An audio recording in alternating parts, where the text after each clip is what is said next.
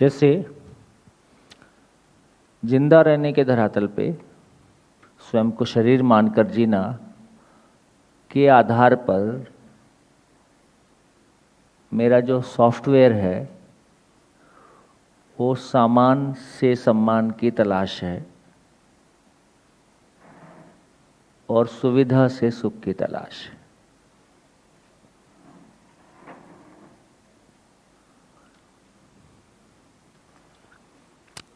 इसी को जब मैं स्वयं को शरीर मान के जीता हूँ तब मैं मान कर जी रहा हूँ कि जान कर जी रहा हूँ। तो मैं मान के जीता हूँ। मान के जीने में दो पार्ट आ गए। एक पार्ट ये है कि पूर्वाग्रह है।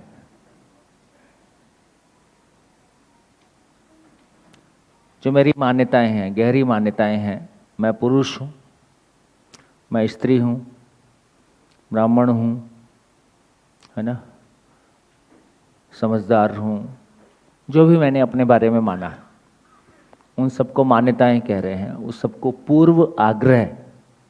पूर्वाग्रह ये मान्यताएं हैं। दूसरा पूर्वाभ्यास। इंद्रियों से सुख पाने का ये दोनों का मतलब दो नहीं है, टोटल मिला के पूर्वाग्रह और पूर्वाभ्यास। इंद्रियों से जैसा भी मैंने आज तक सुख पाया है उसकी जो भी हैबिट के पैटर्न मेरे अंदर हैं, चित्त में हैं, वो हैबिट के पैटर्न मुझको ड्राइव करते हैं, है ना। जर्नी में जैसे जैसे आगे बढ़ेंगे बहुत सारी चीज़ें हमारे पास मेमोरी में आ जाती हैं, क्या सही है क्या गलत है। लेकिन हमारा जीना हमारी आदतों के पैटर्न पे चलता है। तो आदतों को लेके कहा कि पूर्वाभ्यास, और ये पूर्वाभ्यास भी गहरे हैं। तो जो कुछ भी इस शरीर यात्रा का होगा या पूर्व का होगा उसमें इंद्रियों को लेके जो भी दबाव मैंने स्वीकारे हुए हैं या जो भी सुख मैंने स्वीकारा हुआ है वो मुझको चलाता है, या उसको मैं स्वीकारता हूँ इसलिए मैं उसके अनुरूप चलता हूँ। दूसरा पूर्वाग्रह, जो भी मैंने अपने बारे में माना हुआ है और जो भी मैंने सुख दुख के बारे में माना हुआ है वो मेमोरी में बना रहता है। तो जैसा कि हमने कल चर्चा किया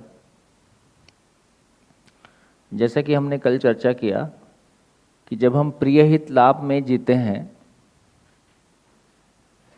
है ना, PHL छोटा कर देते हैं ना, बार बार लंबा लंबा बोलना पड़ता है, PHL NDS, न्याय धर्म सत्य।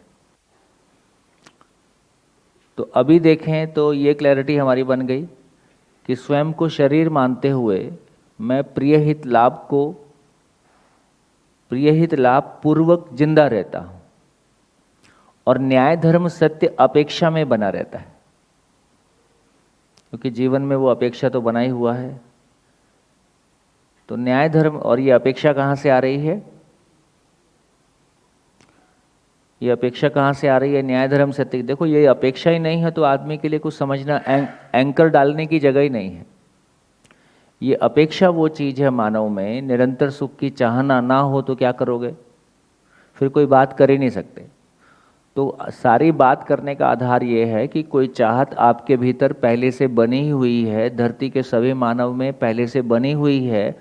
वो जो चाहत पहले से बनी हुई है उसको एड्रेस किया जा सकता है।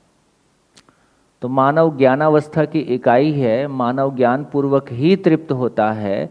इसका मतलब है कि मानव में निरंतर सुख की चाहना पहले से बनी हुई है और न्याय धर्म सत्य की अपेक्षा। न्याय का मतलब है संबंधों में तृप्ति, बार बार रिपीट कर देता हूँ ताकि पुरानी कंडीशनिंग में ना जाए। तो न्याय का मतलब है कि संबंध में उभय तृप्ति, धर्म का मतलब है समाज का भय से मुक्त होना। जब न्याय धर्म सत्य के सेट की बात कर रहे हैं तो धर्म का मतलब समाज का भय से मुक्त होना है, और सत्य का अर्थ है कि यदि मैंने सत्य को समझा है तो मैं प्रकृति में चारों अवस्थाओं के साथ में संतुलन पूर्वक जी पाता हूँ। ज्ञान का सबसे बड़ा प्रमाण ही इतना है कि मैं जिंदगी के सभी आयाम में संतुलन को पहचानता हूँ।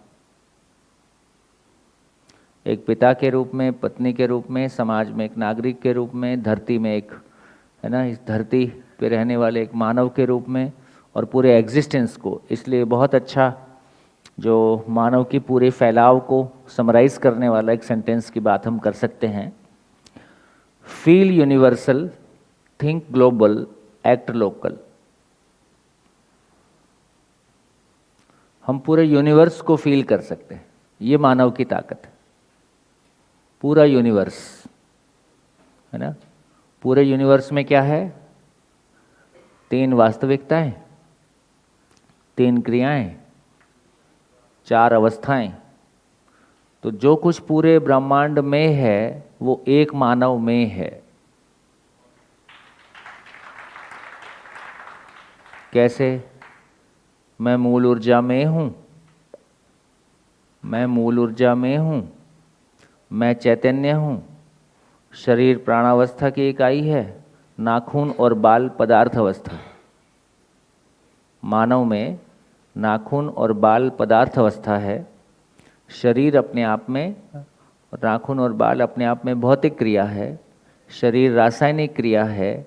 मैं जीवन क्रिया हूँ अवस्था के रूप में। बाल और ये सब पदार्थ अवस्था के स्वरूप में है। रोज़ जितनी कोशिकाएं मर जाती हैं ये सब पदार्थ अवस्था के स्वरूप में आ जाती हैं। हमारे शरीर से रोज़ हजारों कोशिकाएं, लाखों कोशिकाएं मर के शरीर से अलग हो जाती हैं। तो पदार्थ अवस्था, प्राण अवस्था, जीव अवस्था का मतलब है कि जब मैं स्वयं को शरीर मान के जीता हूँ तो जीव अवस्था जैसा ही काम है। तो जीव अवस्था के स्वरूप में भी मैं जीता हूँ, मान कर जीता हूँ। और जब मैं जान कर जीता हूँ तो मैं अपने मानव होने को प्रमाणित करता हूँ। तो जागृत अवस्था से लेके भ्रमित सारी अवस्थाओं का मैं दृष्टा हूँ। तो एक मानव, जो कुछ पूरी सृष्टि में है वो एक मानव में है। इसलिए 2 बहुत बढ़िया सूत्र हैं। सह अस्तित्व का प्रतिरूप मानव है। सह अस्तित्व का प्रतिरूप, जैसे बच्चे माँ बाप का प्रतिरूप होते हैं, जैसे बच्चे माँ बाप का प्रतिरूप होते हैं। माँ बाप बच्चों में अपनी छवि देखते हैं या बच्चों में माँ बाप की छवि देखी जाती है। उसी तरह से सह अस्तित्व का प्रतिरूप मानव है। सह अस्तित्व का प्रतिरूप मानव का मतलब है कि सह अस्तित्व का बच्चा मानव है, या सह अस्तित्व में जो कुछ भी होने के स्वरूप में है और जैसा भी ये सह अस्तित्व काम करता है। तो होने के स्वरूप में मानव में 3 वास्तविकताएं, 3 क्रियाएं, 4 अवस्थाओं के रूप में हर एक मानव है। और हर एक मानव ये संपूर्ण एग्जिस्टेंस को, पूरे अस्तित्व को समझ सकता है, समझ पूर्वक जी सकता है, जीकर उसको व्यक्त कर सकता है। ये उसको होने के स्वरूप में भी है और पूरे अस्तित्व के रहने के स्वरूप को भी व्यक्त कर सकता है। इस अर्थ में मानव का महिमा है। कितना बड़ा महिमा! तो ये शरीर और ये मानव अपने आप में पूरा यूनिवर्स का लैब है। तो जो कुछ भी पूरे ब्रह्मांड में क्रियाकलाप हम देखते हैं वो एक मानव में घटित होता है। इस रूप में समझने जाते हैं तो ये मानव शरीर इस सृष्टि की सबसे इंटेलिजेंट मशीन है। और हमारी हालत है कि हम कार से प्रभावित होते हैं।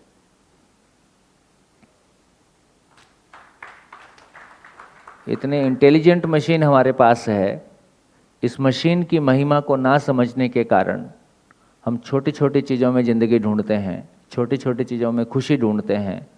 जबकि पूरे अस्तित्व में सबसे इंटेलिजेंट मशीन हमारे पास है। ये कार भी बनाई तो किसने बनाई? मानव ने ही बनाई ना। जो मानव से बना है वो मानव से छोटा ही होता है ना, वो मानव की महिमा से बड़ा नहीं हो सकता। तो ऐसा हमारा ध्यान जाता है। तो जितना पहले भी कहा, जितना सह अस्तित्व समझ में आता है, जितना उसका महिमा समझ में आता है, व्यापक वस्तु का महिमा, मूल ऊर्जा का महिमा, जीवन का महिमा, शरीर का महिमा, है ना, चारों अवस्थाओं का महिमा, पूरी सृष्टि में जो व्यवस्था का स्वरूप है उसका महिमा, तो आश्चर्य से आंखें फटी रह जाती। एक सुखद आश्चर्य, ये अस्तित्व अपने आप में एक सुखद आश्चर्य है। जितना इसमें सोचते हैं, जितना इसको फील करते हैं, इसलिए मानव की फील करने की ताकत है। फील यूनिवर्सल, हम पूरे यूनिवर्स को फील कर सकते हैं। सोचें कितना। थिंक ग्लोबल, हम जो कुछ भी योजना बना सकते हैं, कार्य योजना बना सकते हैं, वो एक धरती के संदर्भ में बना सकते हैं। और काम कितना कर सकते हैं। एक्ट लोकल, हम अपनी हर व्यक्ति जब सशरीर है तो उसके जीने की सीमाएं हैं। एक व्यक्ति कितने लोगों से व्यवहार करेगा। 1000 लोगों से व्यवहार नहीं कर सकता।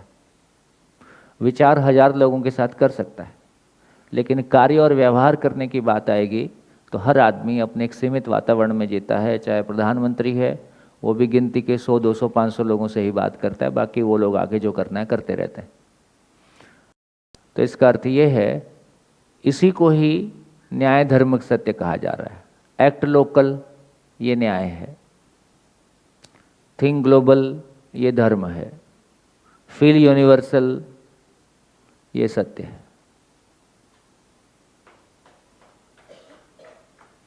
बढ़िया। तो मूल बात यह है कि यदि बहुत एकदम जैसा हम चल रहे थे उसको बोलें, स्वयं को शरीर मानना, शरीर मान के जीना, अब क्या शिफ्ट आएगा। कहा कि 2 ही लाइन है, शरीर को चलाने वाली चीज जीवन है, और जीवन और शरीर दोनों मूल ऊर्जा में है। बस इतना ही शिफ्ट है। अब तक जैसा चल रहे थे और जो अभी चेंज आने वाला है, चाहे अभी विचार में आएगा, फिर धीरे से स्वीकार में आएगा, फिर अनुभूति में जाएगा, लेकिन मामला इतना ही है कि अभी तक स्वयं को शरीर मान के जीना, शरीर को भोगना, उसके लिए कुछ जुगाड़ करना, यही हमारी जीने का फैलाव है। अभी समझ में आया मैं शरीर नहीं हूँ, शरीर को चलाने वाली चीज़ जीवन है। तो जीवन को समझना, जीवन को समझते समझते पता चला कि आखिर शरीर ही इतना व्यवस्थित कैसे काम कर रहा है। किडनी का काम कर रही है, उसमें तो हमारा कोई नियंत्रण नहीं है ना, और जीवन भी उसको नियंत्रित नहीं करता है।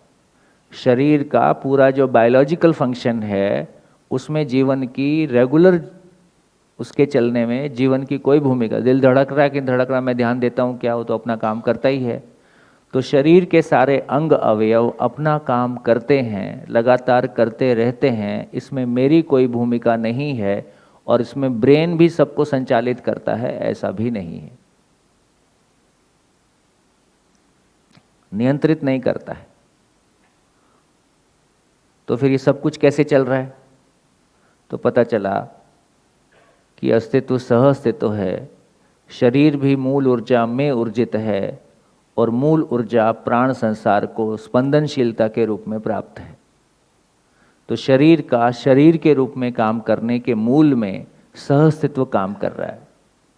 और भाई ये जीवन में सोचने समझने की ऊर्जा कहाँ से आ गई, जीवन में ये व्यवस्था की कामना कहाँ से आ गई, जीवन में ये सुख की कामना कहाँ से आ गई, जीवन में ये ट्रांसपेरेंसी की कामना कहाँ से आ गई, जीवन में न्याय की कामना, समाज भय से मुक्त हो जाए ये कामना कहाँ से आ गई। तो जीवन भी मूल ऊर्जा में ऊर्जित है। और आत्मा नाम की चीज, इस सब के अलग अलग एरियाज हैं, मन, वृत्ति, चित्त, बुद्धि, आत्मा। जैसे मन के बारे में कहा कि मन स्वभाव से रसज्ञ है, उसका धंधा ही सुख की तलाश है, उसका डिजाइन ही ऐसा है। तो मन भ्रमित मानव में हो, जागृत मानव में हो, वो सुख की तलाश ही करेगा, अपनी चेतना के अनुसार करेगा, कभी शरीर में करेगा, कभी ज्ञान में करेगा, लेकिन उसका धंधा इतना ही है कि वो सुख की तलाश ही करेगा। वृत्ति क्या करेगा, वृत्ति का धंधा ही है कि वो तुलन करेगा, कंपैरिजन करेगा। इसलिए बोलचाल की भाषा में हम बोलते हैं जज नहीं करना चाहिए, ऐसा कुछ होता नहीं। जज करने वाली क्रिया आदमी के भीतर रखा ही है। तुलन की क्रिया यदि जीवन में है तो तुलन होगा ही। तुलन को रोका नहीं जा सकता, कंपैरिजन को रोका नहीं जा सकता, ऐसी हमारे पास कोई ताकत नहीं है। लेकिन क्या करते हैं, अभी तक तुलन क्या चीज में हो रहा था, अभी तक तुलन हो रहा था मेरा प्रिय हित लाभ और तेरा प्रिय हित लाभ। मैं सुंदर हूं कि आप सुंदर हो, मेरी हाइट ज़्यादा है कि आपकी हाइट ज़्यादा है, मेरी गाड़ी बड़ी है कि आपकी गाड़ी बड़ी है। तो अभी तक कंपैरिजन होता था मेरा प्रिय हित लाभ और दूसरे का प्रिय हित लाभ।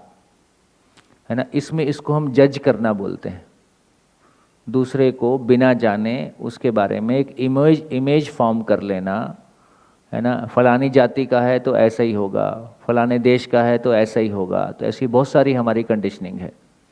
तो इसका मतलब ये हुआ कि जज करना नहीं रुकेगा, क्योंकि तुलन क्रिया जीवन में है, लेकिन उसकी दिशा को मोड़ा जा सकता है। क्या है? जैसा है वैसा नहीं देखना, अपने को ही देखना। इसका मतलब है मानव लक्ष्य स्वीकार हो जाए तो अपनी वर्तमान स्थिति से अपने लक्ष्य के बीच में कंपेयर करना। इसलिए प्रतियोगिता की परिभाषा है, स्वयं के प्रति योग ही प्रतियोगिता है। स्वयं के प्रति योग ही प्रतियोगिता है, दूसरे से कंपैरिजन नहीं है। मैं दूसरे से कंपेयर क्यों करता हूं? क्योंकि मेरे पास कोई एब्सोल्यूट पैरामीटर्स नहीं है अपने आप को पहचानने का कि मैं कहां खड़ा हूं। मेरा दूसरों से कंपेयर करने के मूल में भाव इतना ही है कि मैं श्रेष्ठ हूं, ये पहचानना चाहता हूं। मैं श्रेष्ठ हूं ये पहचानने के लिए दूसरे को नेस्ट है, कम है, मेरे से कम है। जब मैं दूसरे को अपने से कम पहचानता हूं तो मैं श्रेष्ठ हूं, बाय डिफ़ॉल्ट ये आ जाता है। तो इसलिए हमेशा दूसरों को अपने से कम पहचानना मेरे लिए बहुत सुखद है, क्योंकि उसमें मेरे अहंकार का पोषण होता है कि मैं बड़ा हूं। मेरी मजबूरी क्या है? मेरे पास नापने का और कोई तरीका नहीं है। तो निरपेक्ष रूप में जब मेरे पास कोई पैरामीटर नहीं है, एब्सोल्यूटनेस में मेरे पास जब कोई पैरामीटर नहीं है, तो दूसरों से कंपेयर करना मेरी मजबूरी है। एक बार मुझको एब्सोल्यूट पैरामीटर मिल गया अपने आप में, क्या मेरे को मैथमेटिक्स में से 100 में से 100 लाना है कि दूसरे से ज़्यादा लाना है? सभी 100 आउट ऑफ 100 ला ही सकते हैं। तो मेरा रेफरेंस क्या हो, दूसरे से ज़्यादा आए कि 100 आउट ऑफ 100 आए? तो जैसे मेरे को रेफरेंस मिल गया, पूर्णता का रेफरेंस मिल गया, 100 आउट ऑफ 100 का रेफरेंस मिल गया, पूर्णता का रेफरेंस मिल गया, मानव लक्ष्य स्पष्ट हो गया, तो अब मेरा ध्यान इस बात पे चला गया कि मानव लक्ष्य मैंने पहचान लिया है, मानव लक्ष्य के अनुरूप मेरी योग्यता है कि नहीं है। तो मेरी वर्तमान स्थिति कैसी है उसको पहचानना, मानव लक्ष्य के अर्थ में मैं कितना दूर हूँ ये पहचानना, और अपनी वर्तमान स्थिति का लगातार मानव लक्ष्य के अर्थ में कंपैरिजन करते रहना, या मानव लक्ष्य रूपी आईने में अपनी शक्ल हमेशा देखते रहना कि मैं अपने लक्ष्य से कितना दूर हूँ और मुझको मेरा लक्ष्य पाना है। इसलिए कहा कि ना किसी से आगे जाना है, ना किसी के पीछे जाना है, पूर्णता के लिए सहयोग लेना है, सहयोग देना है।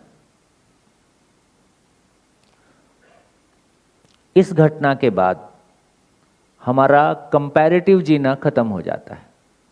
फिर कोई मेरे से श्रेष्ठ है, हो ही सकता है ना, कोई बहुत समय का ध्यान रखता है, कोई सफाई का ध्यान रखता है, कोई अपने विचारों में सफाई का ध्यान रखता है। हर व्यक्ति में अलग अलग तरह, किसी के पास कोई स्किल बहुत अच्छा है, कोई मान लीजिए अच्छा गाना गाता है, कोई बहुत अच्छा कोई दूसरी स्किल उसके पास है।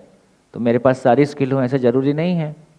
तो दूसरे के पास कोई अच्छी स्किल है ना, तो मैं उसका सम्मान करूँगा कि नहीं करूँगा? तो हर व्यक्ति की अच्छाई को मैं सम्मानित कर सकूं, हर व्यक्ति की अच्छाई मेरी पहचान की क्राइसिस ना बन जाए। अभी स्थिति कैसी है? दूसरा व्यक्ति अच्छा साबित हो जाता है तो मेरे ऊपर संकट मंडराने लगता है कि तेरा क्या होगा, क्योंकि अभी हमारी पहचान दूसरे के कंपैरिजन में थी, है ना। इसलिए साथ में काम करने वाले लोग एक दूसरे को बहुत सारी टेक्निकल चीज़, जैसे हम लोग इंजीनियरिंग करके फील्ड में गए तो हमारा बॉस जो चीज़ हमको 2 महीने में बता सकता था वो 2 साल में नहीं बताता है। उसको लगता है इसको सारा बता दिया तो मेरा क्या होगा। तो जो एक इनसिक्योरिटी है, जो कंपैरिजन में जीना है, जो पहचान कंपैरिजन में है, इसलिए कहा जब तक निरपेक्षता को नहीं पहचानते हैं तब तक सापेक्षता में जीना बाध्यता है। जब तक एब्सोल्यूटनेस को नहीं पहचानते हैं तब तक एक दूसरे को जज करना और हमेशा आइडेंटिटी क्राइसिस बना रहना, ये हमारी मजबूरी है। तो क्या समझ में आया? तुलन क्रिया जीवन में है, और तुलन क्रिया जब तक उसको एब्सोल्यूट पैरामीटर नहीं मिलेगा तब तक वो कंपैरिजन में चलेगी ही, जज करना में चलेगी ही। रोज मरना, दूसरों को मारना, तिल तिल करके मरना, है ना, अपने भीतर हमेशा आइडेंटिटी क्राइसिस बने रहना, दूसरों को फिर दूसरों लोग क्या कहेंगे, या जमाने का प्रभाव, समाज का प्रभाव, जमाने को प्रूव करने की कोशिश करना, लोगों को प्रूव करने की कोशिश करना, ये एक असफल प्रयास है। प्रूव किसको करना है? दूसरों को करना है कि अपनी नज़रों में करना है? मेरे को खुद को ही प्रूव करना है, किसी दूसरे को नहीं करना होता है। दूसरों को कन्विंस करना है कि खुद को ही कन्विंस करना है। तो मैं केवल सारा जिंदगी भाव और विचार की सारी दुनिया देखेंगे, वो केवल अपने ही साथ है, वो दूसरों के साथ नहीं है। दूसरे कुछ नहीं बोल रहे हैं, है ना, दूसरों को मनाना नहीं है, दूसरों को खुश नहीं करना है, खुद को ही मनाना है, खुद को ही खुश करना है, खुद को ही प्रूव करना है। खुद का स्वयं के प्रति विश्वास है, स्वयं के प्रति सम्मान है, स्वयं की जर्नी है, मूल ऊर्जा में है। ये जर्नी एकदम वर्टिकल है, सीधी रॉकेट जैसा ऊपर उठती है। और जो जर्नी अभी हम रूप बल धन की कर रहे हैं, ये हॉरिजॉन्टल जर्नी है, लगातार कोई ना कोई से टकराते रहेंगे, है ना। तो हॉरिजॉन्टल जर्नी में मेहनत बहुत ज़्यादा है, अचीवमेंट बहुत छोटा है। वर्टिकल जर्नी में किसी से स्ट्रगल नहीं है, बल्कि सबसे हम इंस्पायर हो सकते हैं, बच्चे से भी इंस्पायर हो सकते हैं, हर व्यक्ति से इंस्पायर हो सकते हैं। और मेरी जर्नी किसी दूसरे के कारण बाधित नहीं होती है, दूसरे के कारण कंट्रोल नहीं होती है। मैं एब्सोल्यूट पैरामीटर्स को पहचानता हूं तो मेरी जर्नी सीधे रॉकेट की तरह ऊपर जाती है। बढ़िया। तो इससे हमारी एक क्लैरिटी बनी कि बेसिकली तुलन क्रिया जीवन में है, उसको बंद नहीं किया जा सकता, लेकिन उसको एक सही दिशा दी जा सकती है। तो उस रूप में हमने देखा कि सही दिशा कैसे देंगे। भैया, प्रतियोगिता मतलब प्रतियोगिता किससे है? प्रतियोगिता कहाँ है? प्रतियोगिता स्वयं में है, स्वयं से है, स्वयं की पूर्णता के लिए है। तो स्वयं के प्रति स्वयं का योग। प्रति समझ में नहीं आया। जब मैं शरीर मानता हूं तो दूसरा ही दिखाई देता है, क्योंकि शरीर मुझसे अलग ही है। जब मैं स्वयं को पहचानता हूं तो प्रतियोगिता कहाँ है, कंपटीशन कहाँ पे है? स्वयं में है। किससे है? स्वयं से है। मेरी वर्तमान स्थिति से है। क्या चीज के लिए है? मेरी पूर्णता के प्रति योग है। तो हमारे जीने के सारे रेफरेंस बदल जाते हैं, हमारी पूरी दुनिया बदल जाती है। बाहर कुछ नहीं बदलता, लेकिन हम बदल जाते हैं, है ना। वो पुरानी कहानी है, नजरें बदलती हैं तो नज़ारे बदल जाते हैं।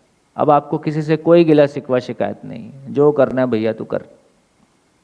मेरी ज़िंदगी की यात्रा, अभी मेरा दूसरों के कारण दूसरों से परेशानी क्या है? मुझको लगता है कि दूसरा मेरी परेशानी का कारण है, दूसरा मेरी बात नहीं मानता है ना। फिर दूसरे को मनाने की बहुत आवश्यकता नहीं लगती है, केवल थोड़ी सी आवश्यकता पति पत्नी के बीच आवश्यक है। क्योंकि पति पत्नी का रिश्ता ऐसा है कि वो एक मन दो शरीर है, दोनों एक दूसरे से प्रभावित होते हैं। तो पति पत्नी के संबंध की एक थोड़ी सी मर्यादा जरूर है, बाकी कोई चले ना चले। और ये भी है, जो अकेले चलते हैं उनको साथ मिल जाता है, और जो साथ ढूंढते हैं वो अकेले रह जाते हैं।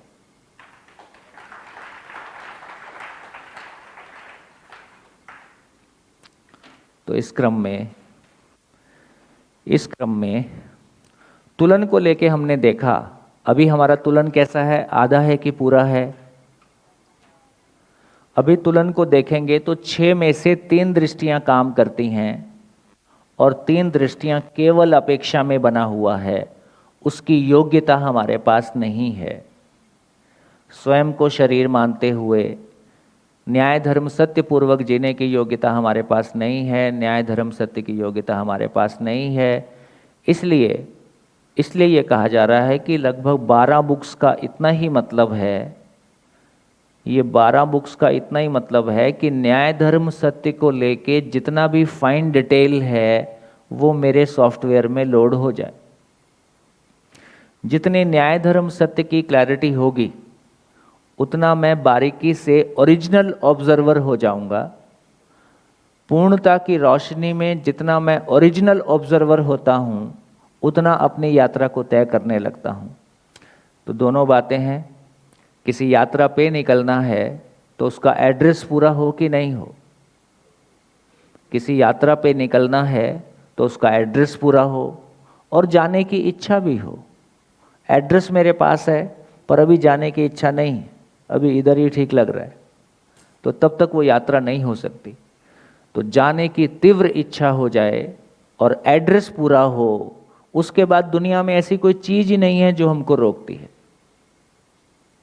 दुनिया में कोई चीज नहीं है जो हमारी जिंदगी में खुशियों को रोके हुए है। हम खुद ही हैं जो अपनी खुशियों को रोके हुए हैं। आउट ऑफ इल्यूजन, स्वयं को शरीर मानते हुए, शरीर आधारित मापदंडों को अपनी सफलता का मापदंड मानते हुए मैं खुद ही अपने आप को रोके हुए हूँ। तो एक बार पहला काम है कि मेमोरी में सॉफ्टवेयर पूरा लोड हो जाए। फिर दूसरा काम है कि वो मेरी अनुभूति में आ जाए, वो मेरे रियलाइजेशन में आ जाए, वो मेरा हो जाए। तो इस क्रम में जो जर्नी है उसको देखते हैं।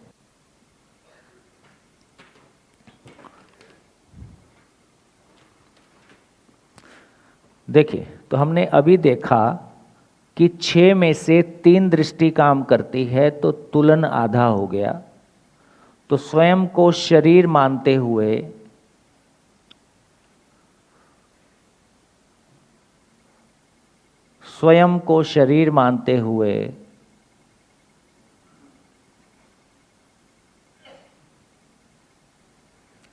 ऊपर वाला माला खाली रहता है।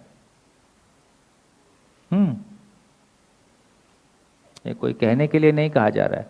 10 क्रिया में से हम कितने क्रिया में जी रहे? स्वयं को शरीर मानते हुए 10 में से 4.5 क्रिया में जीते हैं। इसके फलन में जिंदा रहना हो जाता है।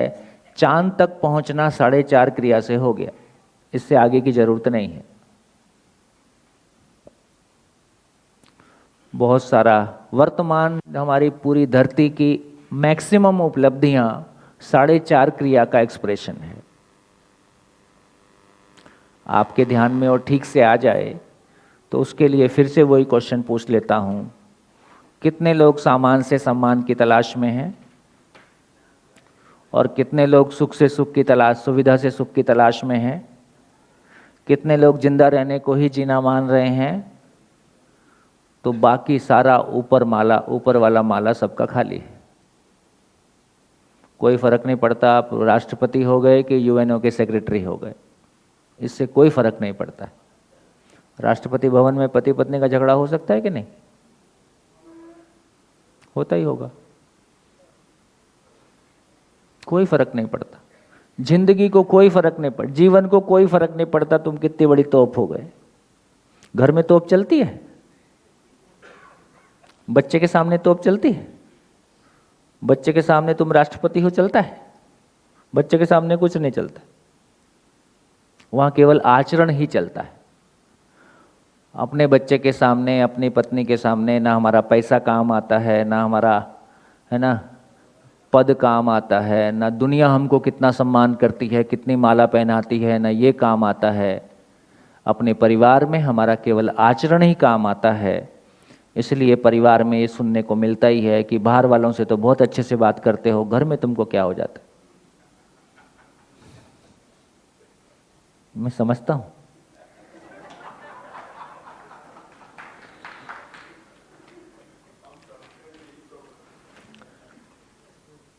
तो इसका अर्थ ये हुआ, एक बार इस साइकिल को फिर से देख लेते हैं।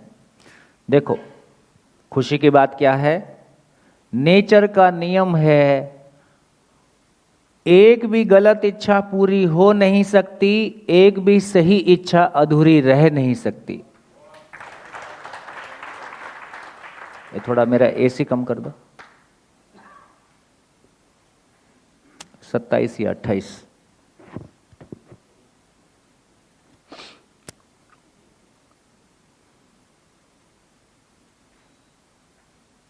ये तो अपने को पहले पता नहीं था, अपन रोज 6 बजे शुरू कर सकते थे।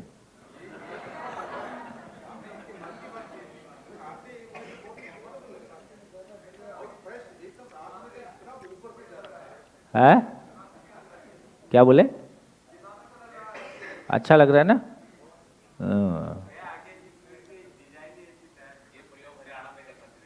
हम्म हम्म।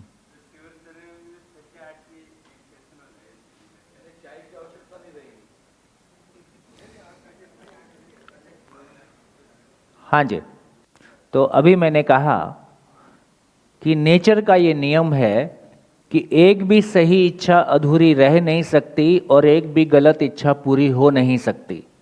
क्या मतलब? क्या मतलब है? तो इसका इतना ही मतलब हुआ, क्या सम्मान से सम्मान पाया जा सकता है? क्या सामान से सम्मान पाया जा सकता है? आप चोरी करके नंबर 2 का जमीन का पैसा, नंबर 2 का पैसा, डकैती का पैसा, पुश्तैनी पैसा, कुछ भी आपके पास हो सकता है, लेकिन उससे हम आर्थिक असुरक्षा से मुक्त हो जाएं, ये नहीं हो सकता है। भोग कर सकते हैं, उस पैसे का मिसयूज कर सकते हैं और मिसयूज करके और नीचे गिर सकते हैं, है ना? कितना भी पुश्तैनी, पहले भी कहा, समाधान के बिना एक मानव समृद्ध हो नहीं सकता, ये नियम है। समाधान के बिना एक मानव समृद्ध हो नहीं सकता, ये नियम है। इसलिए कोई भी नंबर 2 का पैसा, कोई भी पुश्तैनी पैसा, कोई भी जमीनों का पैसा, मिट्टी के भाव खरीदा था, आज बिल्कुल, है ना, बहुत महंगी ज़मीनें बिक रही हैं, ये पैसा आपको मिल सकता है, इससे आप भोग कर सकते हो, लेकिन ये आपको जीवन में अपने भीतर असुरक्षा से मुक्ति का कोई राह, बल्कि और ये नेगेटिव में ले जाएगा। लोग नहीं समझते हैं, इसलिए मेहनत करके अपने लिए दुख इकट्ठा करते हैं, कंकड़ पत्थर के लिए जिंदगी बेच देते हैं।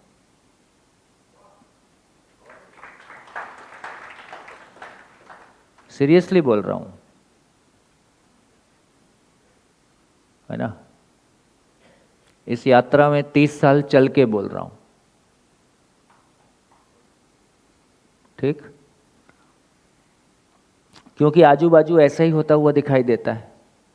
अपनी अकल नहीं है तो हम केवल वातावरण से ड्रिवन होते हैं कि लोग क्या कहेंगे और लोग किसको अच्छा मानते हैं और लोग कैसे इज्जत देते हैं, उसमें हमको समझ में कुछ नहीं आता। तो इसका मतलब है कि ये अपने आप में अकाट्य नियम है कि हम कुछ भी कर लें, हम किसी भी तरह के धन और पद से सम्मान नहीं पा सकते। किसी भी तरह आप कितने ही सुंदर से, आप विश्व सुंदर तो होता नहीं है, सुंदरी होता है। तो हम कुछ भी कर डालें, शरीर के आधार पे हम सम्मानित हो जाएं, ऐसा हो नहीं सकता। और किसी भी तरह की सुविधा से भोग का कोई भी सामान इकट्ठा कर लें, इससे कोई सुख की निरंतरता हो नहीं सकती।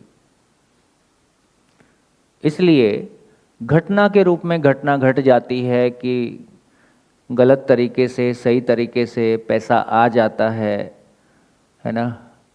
उसके लिए फिर जो कुछ भी हम करते हैं, हम कर डालते हैं, घटनाएं घट जाती हैं। At the end of the day मुट्ठी खाली है, हाथ में कुछ नहीं आया, क्योंकि नियम वैसा है नहीं। नेचर में जो कुछ हो रहा है वो किसी नियम से ही संचालित है। हम किसी नियम को ओवर रूल कर जाएं, ये संभव ही नहीं है। अपनी कोई मनस्थिति को बाईपास करके आगे की स्थिति पा जाएं, ये भी संभव नहीं है। पूरा एग्जिस्टेंस क्रम से है, एक स्टेप ग्रेजुअल राइज है, एक स्टेप के बाद अगला स्टेप, एक स्टेप के बाद अगला स्टेप। कोई बड़ा जंप मिल भी जाता है तो वो उसके पीछे एक लंबी तैयारी है ना? फिर हम पहचानने के रूप में पहचान रहे हैं कि ये बड़ा जंप मिला, लेकिन वो वैसे ही है। 99 चोट किसी ने मारी थी, एक चोट आपने मार दी, लेकिन 99 चोट उसके पहले लगी थी। तो इस क्रम को देखने के लिए कहा कि अभी स्वयं को शरीर मानते हुए, जैसा कि संग्रह सुविधा भक्ति विरक्ति के बारे में कहा, स्वयं को शरीर मानते हुए एक भी गलत इच्छा पूरी हो नहीं सकती। तो जब मैं ऐसी किसी भ्रमित इच्छा के बारे सोचता हूँ, क्या संग्रह सुविधा और भक्ति विरक्ति, संसार को छोड़ के कुछ करना है, संसार को छोड़ के कोई एक ऐसी स्थिति बन जाएगी जिसमें कि हमेशा के लिए एक स्टेबिलिटी आ जाएगी, ऐसा नहीं है। नेचर का नियम है, हर इकाई स्वयं में व्यवस्था है, समग्र व्यवस्था में भागीदार है, ये एग्जिस्टेंस का डिज़ाइन है और मैं इस डिज़ाइन को ओवर रूल नहीं कर सकता। तो फाइनली चाहे मैं अनुभूति में किन्हीं भी स्थितियों को पालूं, उसका सबका प्रमाण ये है कि उन अनुभूतियों से मुझको मानव के आचरण का पता चले और एक आचरण के रूप में मैं जीकर, इसलिए ज्ञान आचरण के रूप में व्यक्त होता है। यदि हम किसी व्यक्ति का सम्मान करते हैं तो उसके शरीर का सम्मान करते हैं कि उसके आचरण का सम्मान करते हैं। हम तमाम देवी देवताओं को जिनको पूजते हैं उनकी फोटो पूजते हैं कि सही अर्थों में उनके आचरण ही पूजते हैं, है ना। कितना भी अच्छा आदमी हो और कितना भी पूजनीय हो, यदि हमको पता चलता है कि इसका आचरण ठीक नहीं है तो हम उसका सम्मान नहीं कर पाते। फाइनली आचरण अपने आप में ज्ञान की अभिव्यक्ति है, इसलिए कहा कि मानव का इष्ट ज्ञान है और ज्ञान का प्रमाण आचरण है, आचरण का प्रमाण परिवार है, आचरण का प्रमाण समाज है। जो चीज़ वेरीफाइबल नहीं है वो मुझ में कुछ कुछ होता है, इसका पता नहीं, अभी उसको ठीक से पता नहीं चलता है। तो चाहे हम स्वयं को शरीर मान के जिएं, चाहे हम ईश्वर अनुभूति के लिए जिएं, दोनों ही पूरा नहीं पड़ता है। जब तक मैं स्वयं में व्यवस्था में भागीदारी के स्वरूप को, ज्ञान को आचरण के स्वरूप में परिवार और समाज में प्रमाणित नहीं करता हूँ, तब तक वो जीवन तृप्ति शेष है, तब तक वो यात्रा शेष है। अभी जब मैं स्वयं को शरीर मानता हूँ और 4.5 क्रिया में जीता हूँ, तो उसकी चर्चा कल हमने कर ली। जो नेचुरल क्रम है, जो प्राकृतिक क्रम है, वो यही है कि अधिक विकसित कम विकसित को चलाता है। तो शरीर से विकसित मन, मन से विकसित वृत्ति, वृत्ति से विकसित चित्त, चित्त से विकसित बुद्धि, बुद्धि से विकसित आत्मा, और सब कुछ फाइनली परमात्मा में है। मैं इस क्रम को बोल रहा था, फिर वो बीच में छूट गया। मन स्वभाव से रसज्ञ है, इसका धंधा ही सुख की तलाश है। वृत्ति स्वभाव से तुलनवादी है ना, ये इसमें कंपैरिजन होगा ही, यही इसका काम है। चित्त में निरंतर वास्तविकताओं को पहचानने की योग्यता है। तो चित्त में जो वास्तविकताएं निरंतर हैं उनको पहचानने की योग्यता है। देखो, चित्त और मन, ये दो योग्यताएं अलग अलग हैं। मन की योग्यता है कि वो भौतिक रासायनिक वस्तुओं के साथ तदाकार होता है। तदाकार समझते?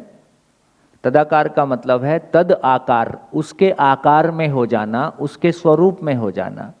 जैसे कल हमने चर्चा किया था कि यदि जीभ पे कुछ भी रखा है और मेरा ध्यान जीभ पे नहीं है तो मेरे को पता नहीं चलता है कि क्या रखा है। तो इसका मतलब है जब तक मैं उसके आकार में नहीं हो जाता हूँ, जब तक मैं जीभ को भोगता नहीं हूँ, मैं जीभ के साथ नहीं हो जाता हूँ, तब तक उसका पता मुझको नहीं चलता है। तो मन की ताकत है कि वो भौतिक रासायनिक वस्तुओं के साथ तदाकार होता है, इसलिए मन शरीर को चला पाता है। मन स्वयं में अभौतिक होते हुए भी ब्रेन के माध्यम से शरीर को चला पाता है, क्योंकि मन के पास ये ताकत है कि वो भौतिक रासायनिक वस्तुओं के साथ तदाकार होता है। इसलिए हम अपने नाम को पहचानते हैं, क्योंकि नाम को सुनने वाला कौन है? मैं ही सुनता हूँ, मन ही उसको पहचानता है। तो क्योंकि मैं शरीर को चलाता हूँ, इसलिए मैंने अपने नाम को स्वीकारा हुआ है। जैसे मन की ताकत है कि वो भौतिक रासायनिक वस्तुओं के साथ तदाकार होता है, इसलिए मन शरीर को चला पाता है। भ्रमित मानव हो या पूर्ण जागृत मानव हो, मन ही शरीर को चलाएगा। जैसी मन की स्थिति होगी वैसा चलाएगा। लेकिन चित्त की ताकत है, चित्त की ताकत है कि वो ज्ञान के साथ तदाकार होता है। मन भौतिक रासायनिक संसार के साथ तदाकार होता है, ये मन की फैकल्टी का कैपेसिटी है। चित्त की कैपेसिटी है कि वो ज्ञान के साथ तदाकार होता है, वो जो निरंतर वास्तविकताएं हैं उनके साथ तदाकार होता है। बुद्धि की ताकत है कि जो निरंतर वास्तविकताएं साक्षात्कार में आती हैं उनको बुद्धि स्वीकारता है। और आत्मा की ताकत है कि वो फाइनली परमात्मा को पहचानता है। ये केवल आत्मा की ताकत है कि ये खाली स्थान खाली नहीं है, ये ऊर्जा स्वरूप है ना।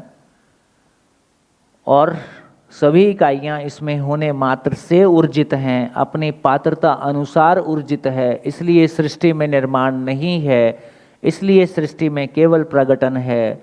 सह अस्तित्व पूर्वक ये सृष्टि प्रकट है। सह अस्तित्व पूर्वक मैं भी प्रकट हूँ, सह अस्तित्व पूर्वक मेरा शरीर भी प्रकट है, सह अस्तित्व पूर्वक ये पूरी सृष्टि प्रकट है ना। इसका मतलब है कि अभी सहअस्तित्व को समझना, सहअस्तित्व को समझने का मतलब है न्याय धर्म सत्य को समझना। तो मैंने एक बार ये चर्चा करने की कोशिश की कि शरीर का क्या फैकल्टी है, शरीर को हम थोड़ा बेहतर समझते हैं। तो शरीर की क्या कैपेसिटी है, मन की क्या कैपेसिटी है, वृत्ति की क्या कैपेसिटी है, चित्त की क्या कैपेसिटी है, बुद्धि की क्या कैपेसिटी है, आत्मा की क्या कैपेसिटी है और परमात्मा की क्या कैपेसिटी है। इसको हमने पहचानने की थोड़ी सी कोशिश की। अब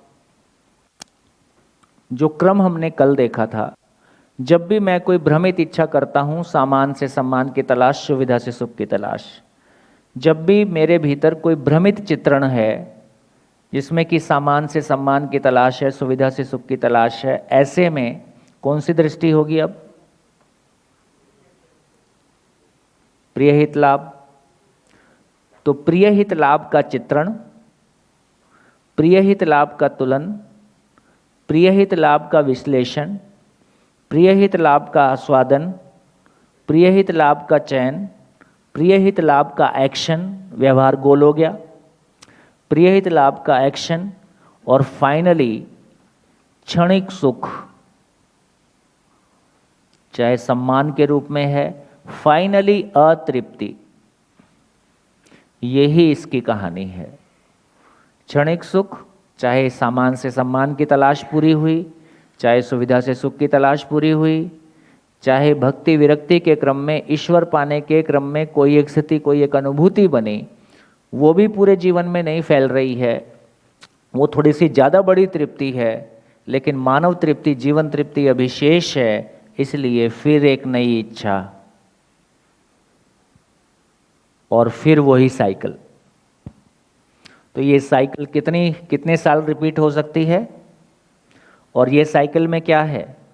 मन के लेवल पे अतृप्ति, निष्कर्ष के लेवल पे, फाइनली रिजल्ट के लेवल पे अतृप्ति, मन के लेवल पे दुख, वृत्ति के लेवल पे अशांति, चित्त के लेवल पे असंतोष, और आगे वाला चुप रहता है। ये साइकिल चलता रहता है। कितने साल चल सकता है? कितने साल चल सकता है? कई 100 शरीर यात्रा चल सकता है। कई 100 शरीर यात्रा। हर बार यही धंधा नहीं किया होंगे। कहीं किसी परिवार में पैदा हुए, मारपीट खा के स्कूल चले गए, इधर घर वालों ने पीटा, उधर स्कूल वालों ने पीटा, इधर परिस्थितियों ने पीटा, पिट पिटा के शादी के लिए तैयार हो गए। फिर जो मार हमको पड़ी है अब हम हमारे बच्चों को भी बदला लेंगे, है ना। फिर हमने अपने बच्चों को पीटा,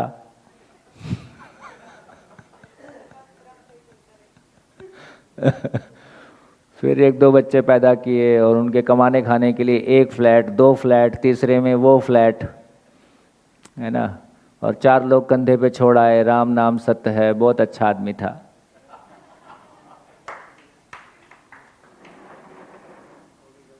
कितनी बार यही साइकिल नहीं किया होगा?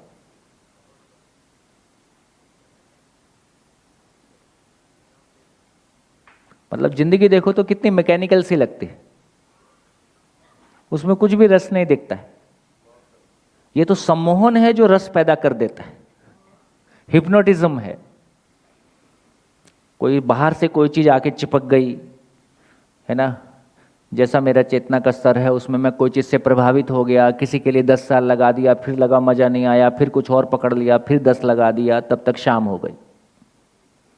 फिर लास्ट में निष्कर्ष निकल गया, सुख दुख साथ साथ है, जीवन एक संघर्ष है, संसार माया है, कुछ समझ नहीं आया। तो इस चक्र को बदलना होगा। इस चक्र को बदलने के लिए दो चीज़ें हैं। एक चीज़ है जिसको कह रहे हैं एकाग्रता, दूसरा चीज कह रहे हैं ध्यान।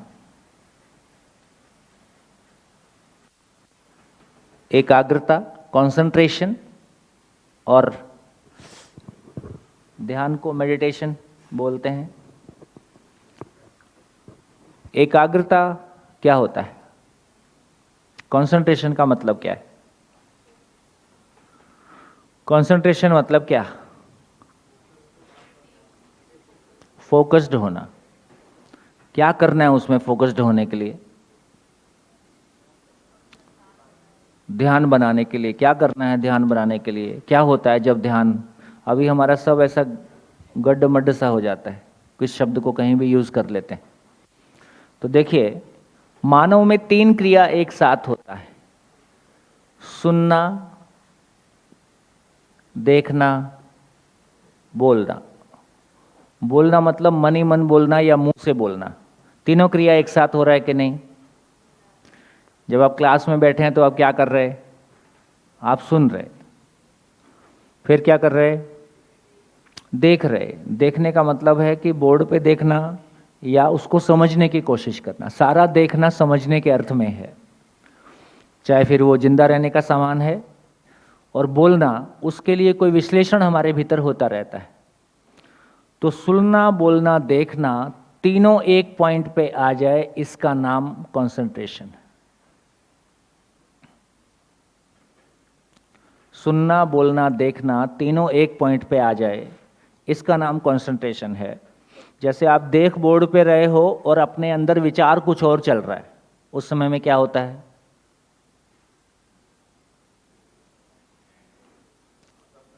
तो मैं जो बोल रहा होता हूं वो आपको सुनाई नहीं देता है। इसका मतलब देख तो रहे हैं, लेकिन जिस चीज को देख रहे हैं उस चीज को बोल नहीं रहे हैं, इसलिए सुनना नहीं हो सकता है। इसलिए सबसे अधिक मानव के भीतर जो प्रभावशाली है, उसके खुद के अंदर जो बोलना चलता रहता है, वो उसी को सुन पाता है। तो शिविर में बैठ के सुनते समय यदि बोलना भी यही चल रहा है, बोलना मतलब मन ही मन आप इसी पे टिके हुए हो, तो ये सुनाई देता है। बोलना कुछ और शुरू हो गया, आप घर की किसी बात पे विचार चलना शुरू हो गया, तो कान पे आवाज पड़ रही है, सुनाई कुछ नहीं दे रहा है। और थोड़ा सा और गहरा चला गया तो आंख भी खुली है, दिखाई भी कुछ नहीं दे रहा है। क्या चल रहा है? जो मन में चल रहा है। जब मन बोलचाल की भाषा में बोलते हैं तो वो 4.5 क्रिया को एक साथ मन से इंगित करते हैं, है ना। ये सुनना, बोलना, देखना सब मिला के 4.5 क्रिया एक साथ चल रही है। तो एकाग्रता का मतलब ये है, जैसे हर दिन पिछले 8 दिनों में आपका कंसंट्रेशन लगातार बढ़ता गया कि घटता गया? बढ़ता गया। क्यों बढ़ता गया? क्यों बढ़ गया? क्योंकि मन लग गया। मन क्यों लग गया? क्योंकि मैं सुखी हो सकता हूं, परिवार में संबंध ठीक हो सकते हैं, समाज भय से मुक्त हो सकता है, प्रकृति में संतुलन हो सकता है, और मैं इसके लिए प्रभावी भूमिका निभा सकता हूं। ये सुख की आशा लगातार बढ़ती गई। जितना भी लॉजिक आया, जितना भी कंटेंट आया, उस सारे में मैं ये देख पाया कि जो कुछ कहा जा रहा है ये लॉजिकल है, और प्रैक्टिसेबिलिटी जितनी मुझको दिखती रहती है, उतनी मेरी आशा की किरण बढ़ती जाती है कि हाँ, ये पॉसिबल है। और अपने लिए एक शानदार ज़िंदगी का कैनवास क्रिएट होना शुरू हो जाता है। जो अब तक बहुत छोटे से दायरे में ज़िंदगी जी रहे थे, उसकी विशालता। आदमी सिकुड़ के जीना चाहता है कि फैल के जीना चाहता है? शरीर सीमित चीज़ है। जब मैं स्वयं को शरीर मानता हूँ तो मैं बहुत छोटी सीमाओं में जीता हूँ। जीवन अपने आप में बहुत फैलने वाली चीज़ है। जीवन अपने आप में अक्षय बल शक्ति संपन्न इकाई है। जीवन की ताकत है फैलना। तो जब भी मैं जीवन रूप में अपने आप को पहचानता हूं तो मैं फैलना चाहता हूं। जब भी आदमी खुश होता है तो, जब भी आदमी दुखी होता है तो क्या करता है? हमारे जमाने में बंद कमरे में लाइट बंद करके मुकेश के गाने सुनते थे, गम उठाने के लिए मैं तो जिए जाऊंगा, ऐसा सुनते थे। जब आदमी खुश होता है तो क्या करता है? चलो पार्टी करते हैं, 10 को बुलाओ, मिल के बात करेंगे, कहीं घूमने जाएंगे, कुछ आपस में शेयरिंग करेंगे। जब भी आदमी खुश होता है वो फैलना चाहता है, जब भी आदमी उदास होता है वो सिकुड़ना चाहता है। सामान्य स्थिति ऐसी। इसका मतलब ये हुआ कि एकाग्रता का मतलब है जी, मन को सुख की तलाश है, जब तक उसका सुख एश्योर होता दिखाई नहीं देता है ये एकाग्र नहीं होता है। ये वहीं एकाग्र होता है जहां सुख मिलता है।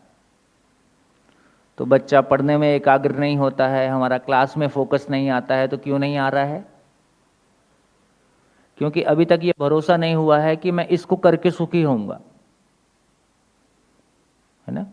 जिन बच्चों का पढ़ने में मन नहीं लगता है उसका इतना ही मतलब है उसको भरोसा नहीं हो रहा है कि ये सब सुन के, देख के, बोल के मैं सुखी होऊंगा, तो उसमें कंसंट्रेट नहीं हो पा रहा है। चलिए, ध्यान क्या है?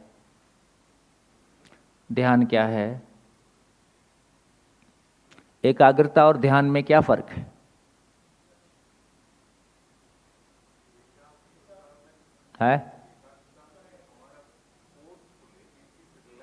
नहीं, एकाग्रता में फोर्सफुली नहीं है। चोर चोरी करता है बहुत मन से करता है।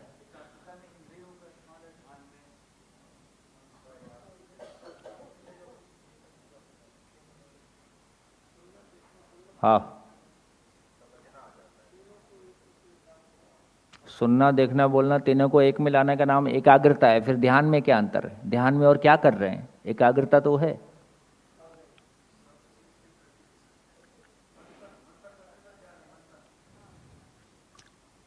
हो गया? कुछ नहीं, सब गोलमाल है। अच्छा, ध्यान में इससे मुक्त हो जाते हैं। आंख बंद करते हैं।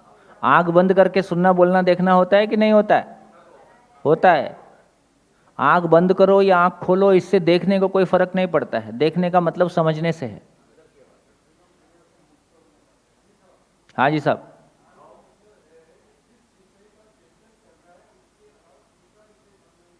तो वो तो एकाग्रता है, वो तो एकाग्रता में निपट गया।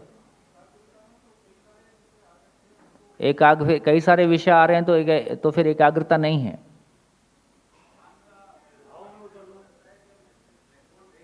हाँ, इसका नाम एकाग्रता है। अच्छा, चलो ये कुछ थोड़ा सा आगे बढ़े हम। तो देखिए, जिंदा रहने के धरातल पर जो कुछ भी करते हैं वो शुद्ध एकाग्रता है। 3 घंटे मैंने एकाग्र होकर फिल्म देखी। मन फिल्म देखने में लगता है कि नहीं? तब तो डिस्टर्बेंस नहीं आती है। बाजू वाले का फोन आ जाए तो लगता है इसका निकाल के फेंक दूं। तो इसका मतलब हुआ कि जब मन को सुख मिलना शुरू होता है तो सुनना, बोलना, देखना एकाग्र हो जाता है। चाहे चुगली चुगली के लिए मन एकाग्र हुआ हो, चाहे चोरी करने के लिए हुआ हो, चाहे इंद्रियों को भोगने के लिए हुआ हो, चाहे कोई स्किल को सीखने के लिए हुआ हो। और डॉक्टर ऑपरेशन करते समय पूरी तरह से एकाग्र होता है ना। गाड़ी चलाते हुए भी हम एक लेवल की एकाग्रता मेंटेन करते हैं।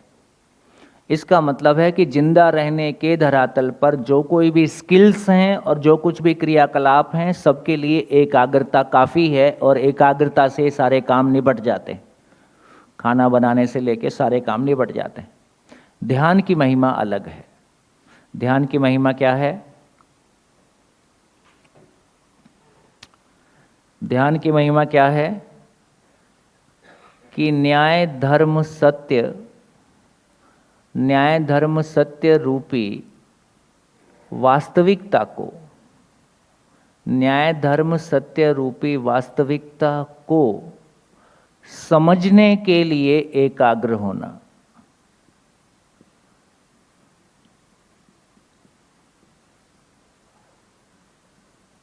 तो एकाग्र होना अपने आप में दिशाहीन है। मैं शरीर भोगने के लिए भी एकाग्र होता हूँ। मैं तमाम जो भौतिक क्रियाकलाप हैं, जो फिजिकल एक्टिविटीज़ हैं, उसके लिए भी एकाग्र होता हूँ। मैं किसी स्किल को सीखने के लिए भी एकाग्र होता हूँ। लेकिन इसमें समझने का कोई काम नहीं होता है। समझने का प्रमाण है स्वयं के भाव और विचार में स्टेबिलिटी आ पाना, भाव और विचार में सुखदायी हो पाना, संबंध में तृप्ति हो पाना, समाज भय से मुक्त हो पाना, और इस ये धरती रहने के लिए बेहतर जगह हो पाए, ऐसा कुछ हो पाना, ये समझ का एरिया है।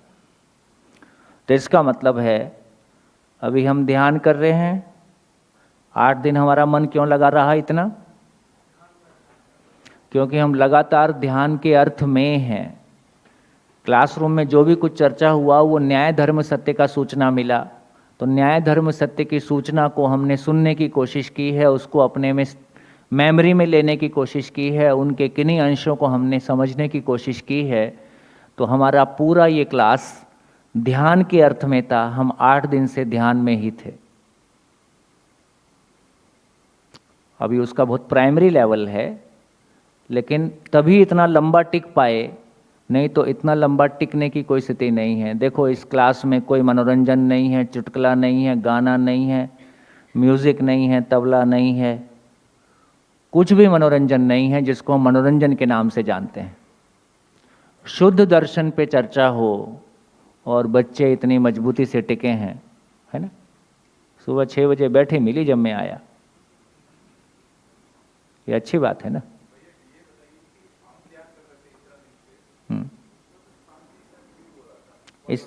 इसलिए जब अभी आप कर रहे थे, अब इस क्रम को देखते हैं पूरा। अब मैं इसको शुरू करता हूँ, तो अब मैं एक्चुअल क्रम को पूरा करता हूँ। टाइम भी देख लूँ, 7 हो गया,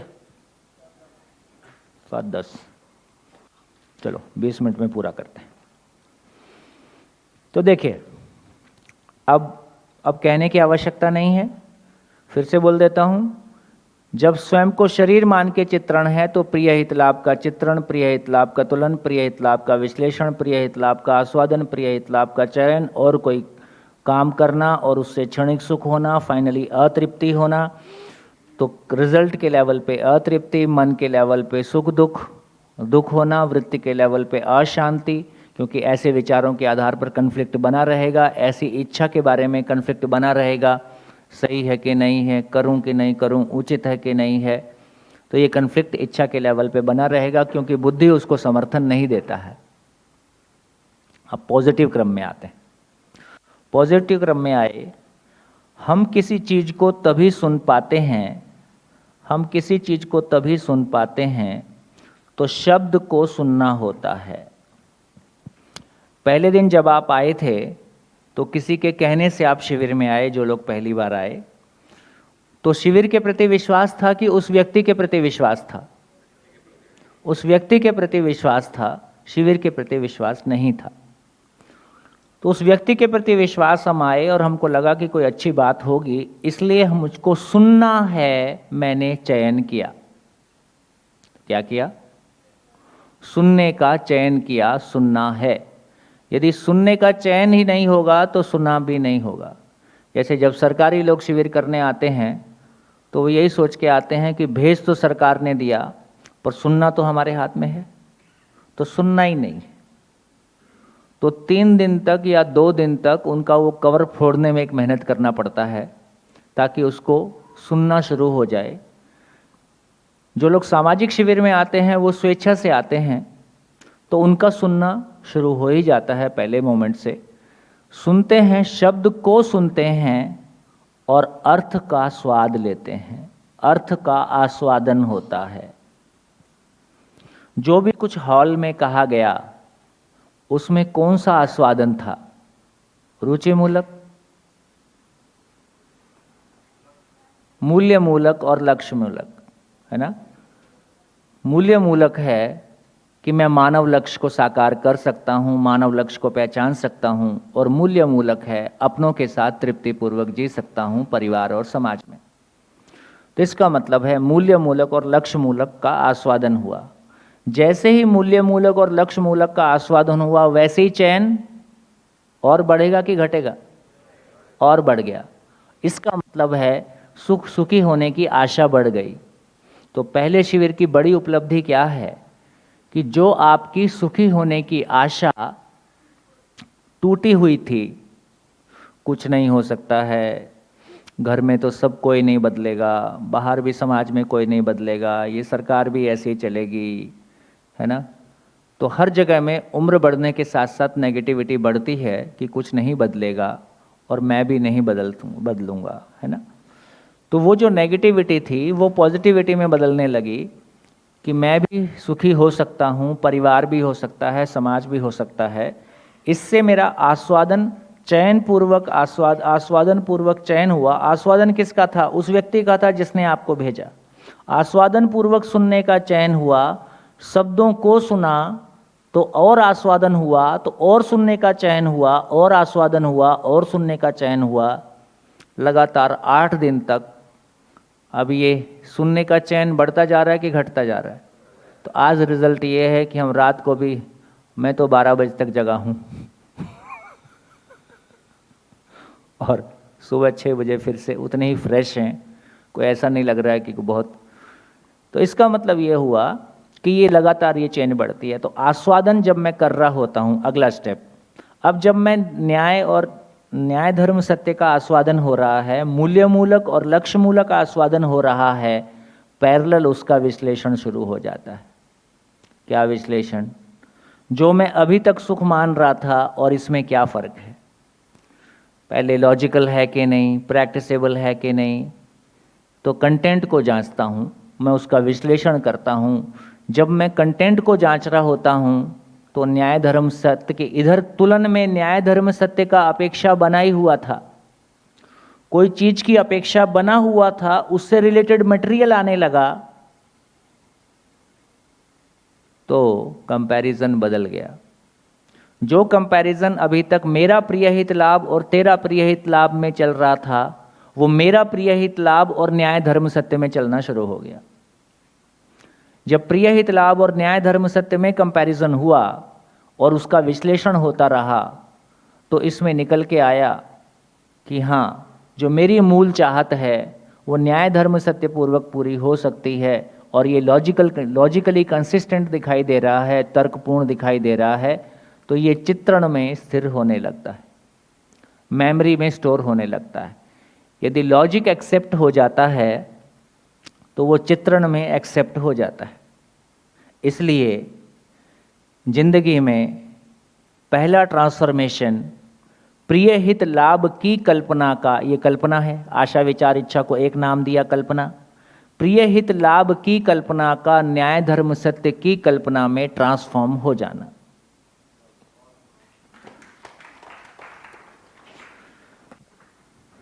इसका टेक्निकल लाइन है, न्याय धर्म सत्य का तर्कपूर्वक चित्रित हो जाना श्रवण है। न्याय धर्म सत्य का तर्कपूर्वक चित्रित हो जाना, सॉफ्टवेयर लोड हो गया। न्याय धर्म सत्य का तर्कपूर्वक चित्रित हो जाना श्रवण है।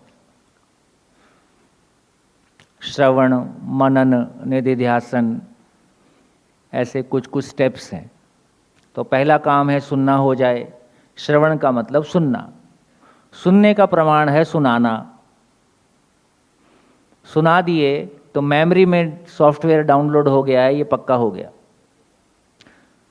न्याय धर्म सत्य का तर्कपूर्वक चित्रित हो जाना श्रवण है।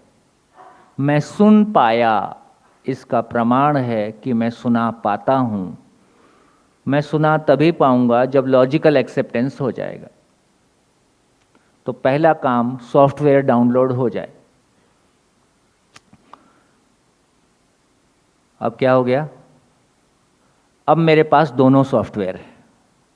एक सॉफ्टवेयर वो है जो मेरा पुराना है, प्रियहित लाभ वाला।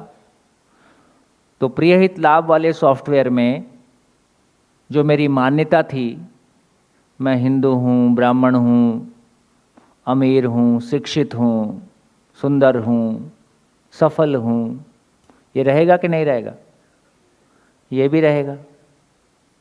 अभी मेमोरी में आया है ना, मेमोरी तो अनलिमिटेड है, तो पुराना सॉफ्टवेयर तो उसमें था ही, और ये नया सॉफ्टवेयर भी आ गया। मैं जीवन हूँ, शरीर को चलाता हूँ, हाँ डबल सॉफ्टवेयर है अब। तो मैं दोनों सॉफ्टवेयर यूज़ करता हूँ। बोलने के लिए ये वाला सॉफ्टवेयर यूज़ करता हूँ, गोष्ठी में मिल जाए मेरे को, गोष्ठी में 10 लोग मिल जाएं,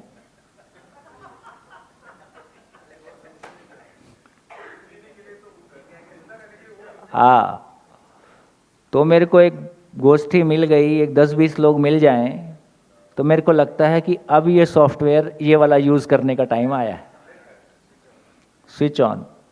तो फिर मैं सब सुना देता हूँ, देखो जीवन है, जीवन अमर है, और ये शरीर को चलाता है, और है ना, पूरा टेप चालू।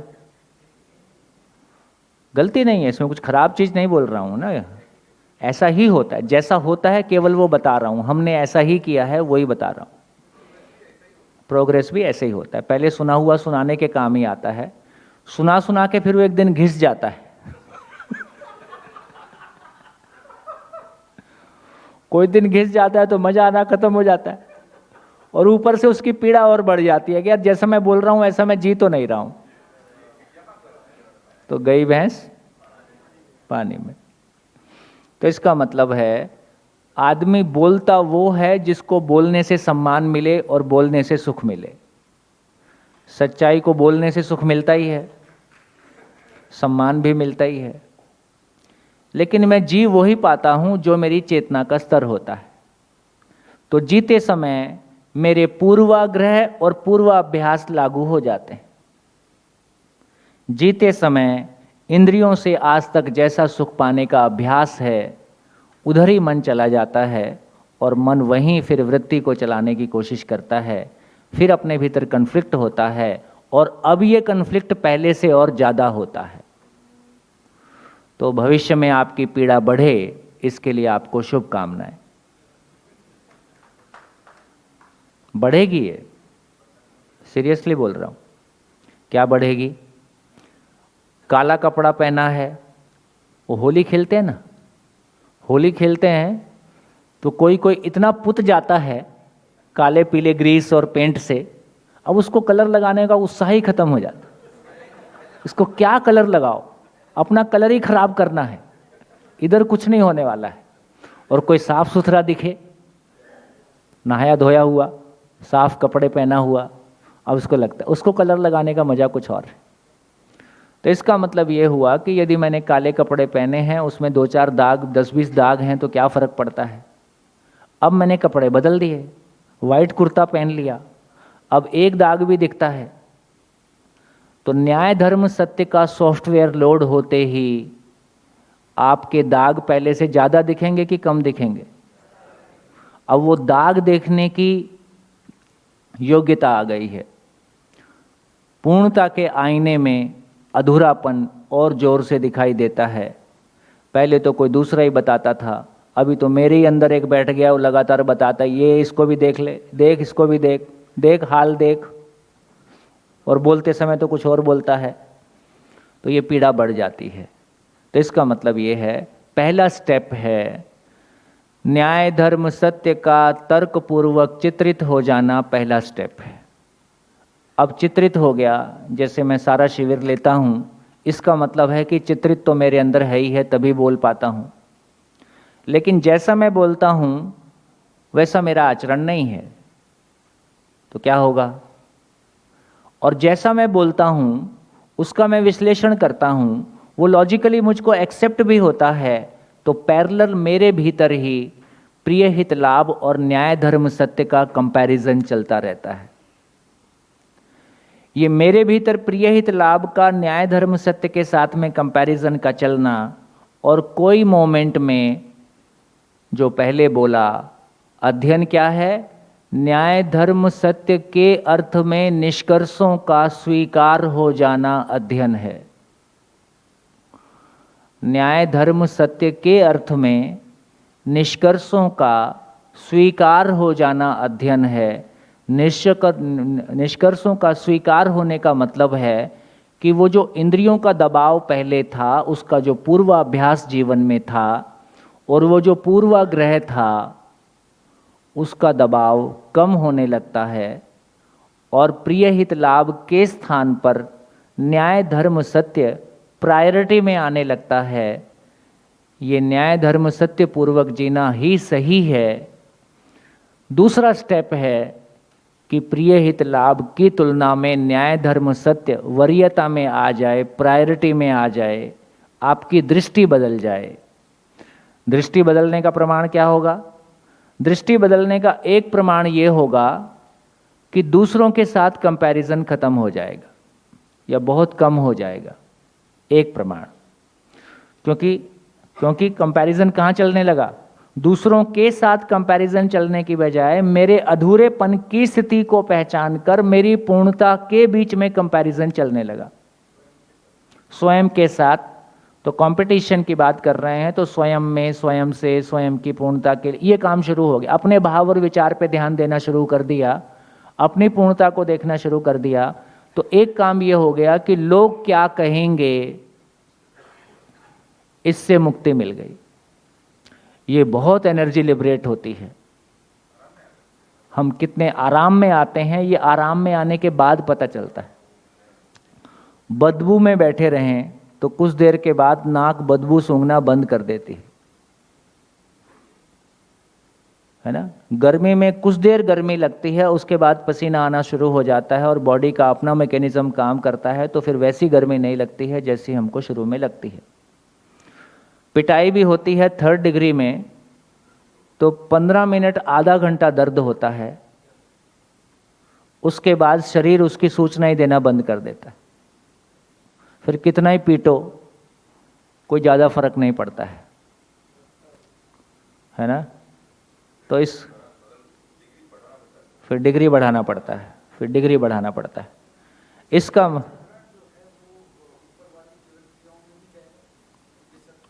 अभी रुक जाओ। तो प्रिय हित लाभ के स्थान पर प्रिय हित लाभ और न्याय धर्म सत्य का कंपैरिजन शुरू हो गया, तो दूसरों से कंपैरिजन कम हो गया। प्रिय हित लाभ और न्याय धर्म सत्य में न्याय धर्म सत्य प्रायोरिटी में आना शुरू हो गया। आपकी दृष्टि बदल गई। जो दृष्टि अभी तक प्रिय हित लाभ को ही ढूंढती थी, वो दृष्टि अब न्याय धर्म सत्य को ढूंढने लगी है। न्याय धर्म सत्य की दृष्टि होने से संबंध पे ध्यान चला गया। मैं संबंध में कहाँ कहाँ गैप किया हूँ, कहाँ कहाँ मैं गलती किया हूँ, संबंध में गैप चला गया। अपनी भाषा पे ध्यान चला गया, मेरी भाषा में कहाँ गलत है, कब मैं क्या बोलता हूँ और क्यों बोलता हूँ। तो गलतियों वाला भाग तेजी से कम होना शुरू होता है। भाषा में गलती, व्यवहार में गलती, कार्य में गलती, ये वाला भाग कम होना शुरू होता है। तो अपने में हम रिलैक्स होते हैं कि थोड़ी सी अच्छी स्थिति बनी। तीसरा प्रमाण, यदि प्रिय हित लाभ की तुलना में न्याय धर्म सत्य प्रायोरिटी में आ गया है, तो तन मन धन कहाँ लगेगा? प्रिय हित लाभ के लिए लगेगा कि न्याय धर्म सत्य के लिए लगेगा? तो ऑटोमेटिकली जो पहले बहुत ज़्यादा, चलो टीवी देख लेते हैं, मैं टीवी देखने को बुरा नहीं बोल रहा हूँ, लेकिन क्या देखना है और क्यों देखना है? YouTube देखना है, खूब देखिए, लेकिन क्या देखना है और क्यों देखना है? हर चीज़ पे मेरा ध्यान जाने लगता है कि मैं क्या कर रहा हूँ, क्यों कर रहा हूँ। तो तन मन धन का नियोजन प्रिय हित लाभ से हटकर न्याय धर्म सत्य में शिफ्ट होने लगता है। ये शिफ्ट इतना पावरफुल होता है, ये हमको भी दिखाई देता है, हमारे परिवार को भी दिखाई देता है।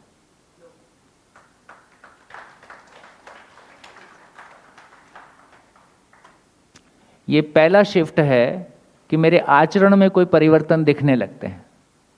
अभी तक पहला स्टेप है कि मेरे बोलने में परिवर्तन आता है। दूसरा स्टेप है कि मेरे आचरण में नेगेटिव वाला पार्ट कम होता हुआ दिखाई देता है।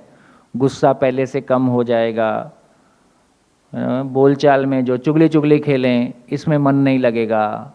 फिर दूसरा भी आपसे चुगली करना बंद कर देता है, उसको दिख जाता है इसको ज़्यादा इंटरेस्ट नहीं है इन बातों में। तो धीरे धीरे वातावरण भी आपको पहचानने लगता है कि इसका इंटरेस्ट अलग टाइप का हो गया है, तो वो भी आपको फिर ज़्यादा एंगेज नहीं करते हैं। चलो पिक्चर जाएंगे, चलो होटल जाएंगे, चलो बाज़ार जाएंगे, चलो कुछ घूमने जाएंगे। मैं इस सब को गलत नहीं कह रहा हूँ, लेकिन मुझको मेरा पता चलता है कि मैं क्या कर रहा हूँ, क्यों कर रहा हूँ। तो कुछ भी करने को रोकना नहीं है। हर व्यक्ति की जर्नी अपनी जर्नी है, किसी की जर्नी सही और गलत नहीं है। हर एक की व्यक्ति अपनी जर्नी है, उसकी गति भी अपनी है, गति भी कम और ज़्यादा नहीं है। हर व्यक्ति की अपनी जर्नी है। तो हम अपनी जर्नी का सम्मान कर पाएं, दूसरे की जर्नी का सम्मान कर पाएं, लेकिन अध्ययन की परिभाषा है ज्ञान की रोशनी में क्या कर रहा हूँ, क्यों कर रहा हूँ, ये हर क्षण मुझको दिखते रहता है। ये हर क्षण मेरे को दिखते रहता है। तो पहला ट्रांसफॉर्मेशन, पहला चेंज क्या आएगा? प्रियहित लाभ का चित्रण और न्याय धर्म सत्य का चित्रण एक साथ। अब दोनों चित्रण हैं मेरे पास। फिर क्या होगा? फिर प्रियहित लाभ और न्याय धर्म सत्य में कंपैरिजन होगा, और प्रायोरिटी में चित्रण कौन सा? अभी तक कौन सा चित्रण हावी था? प्रियहित लाभ का। अब कौन सा चित्रण हावी हो जाएगा? न्याय धर्म सत्य का। न्याय धर्म सत्य का चित्रण हावी होने से क्या होगा? इच्छा में क्या बदल जाएगा? अब इच्छा में क्या बदल? अब तक इच्छा में क्या था? प्रियहित लाभ। अब इच्छा में क्या आ जाएगा? न्याय धर्म सत्य के रूप में इच्छा क्या बनेगी? पूरा समझना है। समझने के लिए अपने में इच्छा, तीव्र इच्छा बनने लगती है, क्योंकि समझने का रास्ता, समझने का कंटेंट, समझने की प्रक्रिया पारिवारिक है, और ये परिवार की जर्नी है, ये व्यक्ति की जर्नी नहीं है। अभी तक साधना भी व्यक्ति की जर्नी है और भोग भी व्यक्ति की जर्नी है, इसलिए दोनों में परिवार नहीं बसा। अध्ययन विधि परिवार की जर्नी है। पूरा परिवार अपनी जागृति की यात्रा एक साथ करता है, और हम सभी परिवार में मित्र हो जाते हैं। मेरा बेटा भी मेरा दोस्त है, मेरी पत्नी भी मेरा दोस्त है, मेरे पिताजी भी मेरे दोस्त हैं। हम सभी एक दूसरे के लिए मित्र हो जाते हैं, क्योंकि मित्र संबंध सभी के साथ कॉमन है। गुरु भी मेरा मित्र है। मित्र संबंध सभी के साथ कॉमन है। मित्र संबंध सबसे अधिक स्वीकार्य इस सेंस में है कि हम समानता के धरातल पे बात कर पाते हैं। तो यहाँ पे आने के बाद समझने की इच्छा तीव्र हो जाती है। समझने की इच्छा इसलिए भी तीव्र होती है कि मेरे भीतर ही मेरे बोलने और जीने में गैप बड़ा दिखने लगता है, वो मेरे को पीड़ा देता है। और जब समझने का रास्ता सामने है तो पीड़ा प्रेरणा बन जाता है। पीड़ा दुख बनने की बजाय पीड़ा प्रेरणा में कन्वर्ट हो जाती है। पीड़ा मेरे लिए इंस्पिरेशन हो जाती है, समझने के लिए इंस्पिरेशन हो जाती है, तो मैं समझने के लिए ध्यान देता हूँ। तो प्रिय हितला, तो न्याय धर्म सत्य का चित्रण, जो न्याय धर्म सत्य का जो अर्थ है उसका चित्रण होता है।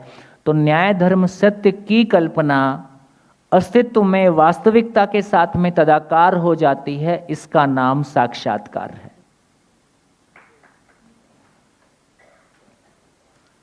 साक्षात्कार का मतलब है साक्षात। साक्षात का मतलब है क्या? साक्षात क्या पहचानना है? साक्षात्कार का कंटेंट क्या है? साक्षात्कार का कंटेंट है कि मैं सह अस्तित्व को पहचानूं। सह अस्तित्व में मैं जीवन हूं, इसको पहचानूं। जीवन का स्वभाव और धर्म, जीवन का स्वभाव और धर्म, जीवन में निरंतर सुख की चाहना है, ये मुझको स्वीकार हो जाए। अभी वो सुनते हैं, स्वीकार होना अलग घटना है, सुनना अलग घटना है। सुन के लॉजिकल एक्सेस, सुन के खुश होना एक स्टेप है, सुनने के बाद लॉजिकल एक्सेप्टेंस दूसरा स्टेप है, सुनने के बाद लॉजिकल एक्सेप्टेंस के बाद उसका स्वीकार होना तीसरा स्टेप है। स्वभाव और धर्म, मैं बेसिकली मेरा स्वरूप ही, मेरा मौलिक स्वरूप, मेरा मूल स्वरूप सुखी रहना है। मैं हमेशा सुखी रहने के लिए ही बना हूँ, मेरा स्वरूप ही ऐसा है। फिर तीन अवस्थाएं जो और शेष हैं, उनका स्वभाव और धर्म का भी स्वीकार होना। तो साक्षात्कार का कंटेंट बेसिकली इतना है या तो एक भाषा में कहें, न्याय धर्म सत्य का साक्षात्कार होता है। तो कितने लोगों को यह पहचान में आया कि हाँ, न्याय जो पहले मान रहे थे अभी न्याय अलग है, जो पहले धर्म मान रहे थे अभी धर्म अलग है, जो पहले सत्य मान रहे थे अभी सत्य अलग है। तो न्याय धर्म सत्य का साक्षात्कार होता है। फिर से बोल देता हूँ, न्याय धर्म सत्य का आस्वादन होता है, न्याय धर्म सत्य को सुनने के लिए चयन होता है, न्याय धर्म सत्य का विश्लेषण होता है, विश्लेषण पूर्व तुलन पूर्वक विश्लेषण होता है, उसमें जो क्लियर होता है और न्याय धर्म सत्य का चित्रण होता है। न्याय धर्म सत्य का चित्रण होता है का मतलब अर्थ स्वीकार, अर्थ लॉजिकल एक्सेप्टेंस आ गया। लॉजिकल एक्सेप्टेंस आ गया, लेकिन जीना लॉजिक के आधार पे होता है कि जीना भाव के आधार पे होता है? तो लॉजिकल एक्सेप्टेंस से बोलना हो सकता है, जीना तो भाव के आधार पर होता है। भाव तो भव को पहचानने के आधार पर होता है। भव को पहचानने का नाम साक्षात्कार है।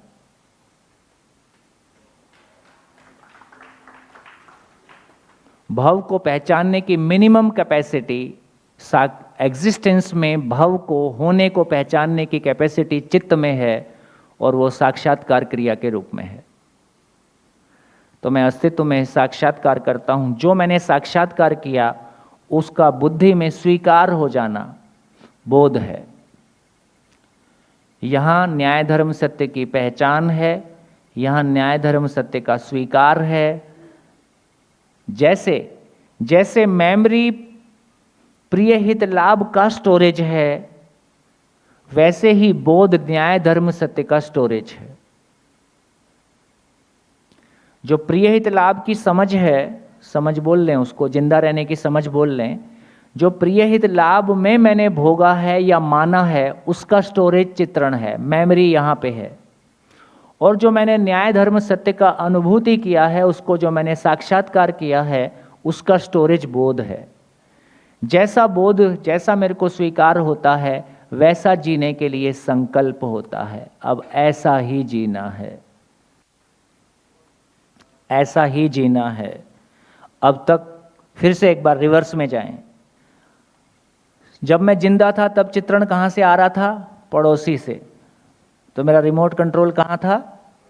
पड़ोस में, टीवी में, बाहर में। अब मेरा चित्रण कहाँ से आएगा? यदि न्याय धर्म ये सत्य का साक्षात्कार होने लगा, ये क्रमशः घटना है, इसमें 20 साल लग सकता है, 5 साल लग सकता है। तो यदि ये साक्षात्कार शुरू हो गया, तो जितना साक्षात्कार होने लगा उतना चित्रण वहां से आने लगा। तो चित्रण की क्वालिटी पहले से बेहतर हो गई। ये जीना तो लगातार चल ही रहा है, आचरण में लगातार जा ही रहा है। इस क्रम में और साक्षात्कार हुआ और चित्रण बेहतर हुआ। जो साक्षात्कार हुआ वो बोध में गया, ऐसा जीने का संकल्प हुआ। अब साक्षात्कार के लिए प्रेरणा संकल्प से आ रही है, ठीक। और ये धीरे धीरे अब ये बोध में जो न्याय धर्म सत्य का मटेरियल है वो इकट्ठा हो रहा है। सअस्तित्व को किसी हद तक पहचाना, मान लीजिए 25% पहचाना, 30% पहचाना, जीवन का आंशिक रूप जीवन है इसका, है ना, ये थोड़ा बहुत भास कुछ हुआ। तो इसका मतलब है ये क्रमिक घटना है। धीरे धीरे एक वक्त आएगा जब मेरा बोध पूरा हो जाता है, अस्तित्व में जो भी सच्चाइयां हैं वो मुझको स्वीकार हो गई। जैसे ही बोध पूरा हुआ, अवधारणा पूरा हुआ, तत्काल बुद्धि आत्मा को पहचानता है। तत्काल बुद्धि आत्मा को पहचानता है। आत्मा तत्काल मूल ऊर्जा में अनुभूत होता है। इसका नाम अनुभव क्रिया है।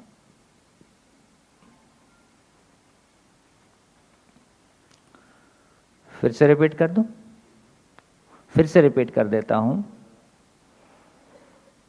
पहला ट्रांसफॉर्मेशन प्रिय हित लाभ की कल्पना न्याय धर्म सत्य की कल्पना में हो गई। देखो ये बहुत इंपॉर्टेंट जगह है पूरे इतिहास में।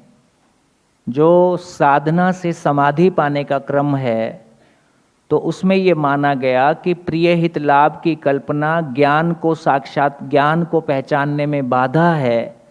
इसलिए प्रिय हित लाभ को ही गला घोट दिया जाए, इसलिए चित्तवृत्ति निरोध है। ये जो विचार शून्यता के पीछे हम पड़े हैं, उसका इतना ही मतलब है कि प्रिय हित लाभ की कल्पना ज्ञान को पहचानने के लिए समर्थ नहीं है, इसलिए वो कल्पना जब तक रहेगी तब तक मुझको ज्ञान नहीं होगा। तो उस स्थिति को पाने के लिए चित्त वृत्ति निरोध करना पड़ेगा, मेरे को विचार शून्यता की स्थिति में आना पड़ेगा, विचार को चुप करना पड़ेगा। इसका नाम चित्त वृत्ति निरोध है। ये आसान काम नहीं है। विचार जैसी ताकत को रोक पाना, विचार को शून्य कर पाना, ये बहुत हिमालयन टास्क है, लेकिन लोगों ने ये भी किया और किसी समाधि की स्थिति को पाया। लेकिन समाधि की स्थिति का मतलब भी इतना ही है कि शरीर के सुख दुख से परे हो गया, भूतकाल की पीड़ा, वर्तमान का विरोध, भविष्य की चिंता से मुक्त हो गया, लेकिन क्या नहीं खुला? ज्ञान भाग अभी भी शेष रह गया। ज्ञान भाग का मतलब है यह अस्तित्व क्यों है, कैसा है, मैं क्यों हूं, कैसा हूं, करना क्या है। इसलिए समाधि से कोई कार्यक्रम नहीं निकलता, शरीर छोड़ना ही बनता है, क्योंकि अब शरीर की कोई उपयोगिता बची नहीं। तो समाधि पाने के पहले भी हम संसार के लिए उपयोगी नहीं हैं, समाधि पाने के बाद हम पूजनीय हो गए हैं, क्योंकि वो स्थिति तो कोई बड़ी स्थिति है ना। कि हम तो शरीर से जूझ रहे, लेकिन एक व्यक्ति खड़ा होकर कहता है कि वो शरीर से मुक्त हो गया है, तो ये कोई ऊंची स्थिति है, सामान्य स्थिति से ऊंची स्थिति है। लेकिन समाधि के आधार पर एजुकेशन सिस्टम नहीं निकला, समाधि के आधार पर सार्वभौम मानवीय आचरण नहीं निकला, समाधि के आधार पर सार्वभौम मानवीय व्यवस्था नहीं निकला। तो एक परिवार के जीने का स्वरूप और समाज के जीने का स्वरूप और एक मानव के जीने का स्वरूप नहीं निकला, स्वांत सुखाय हो गया।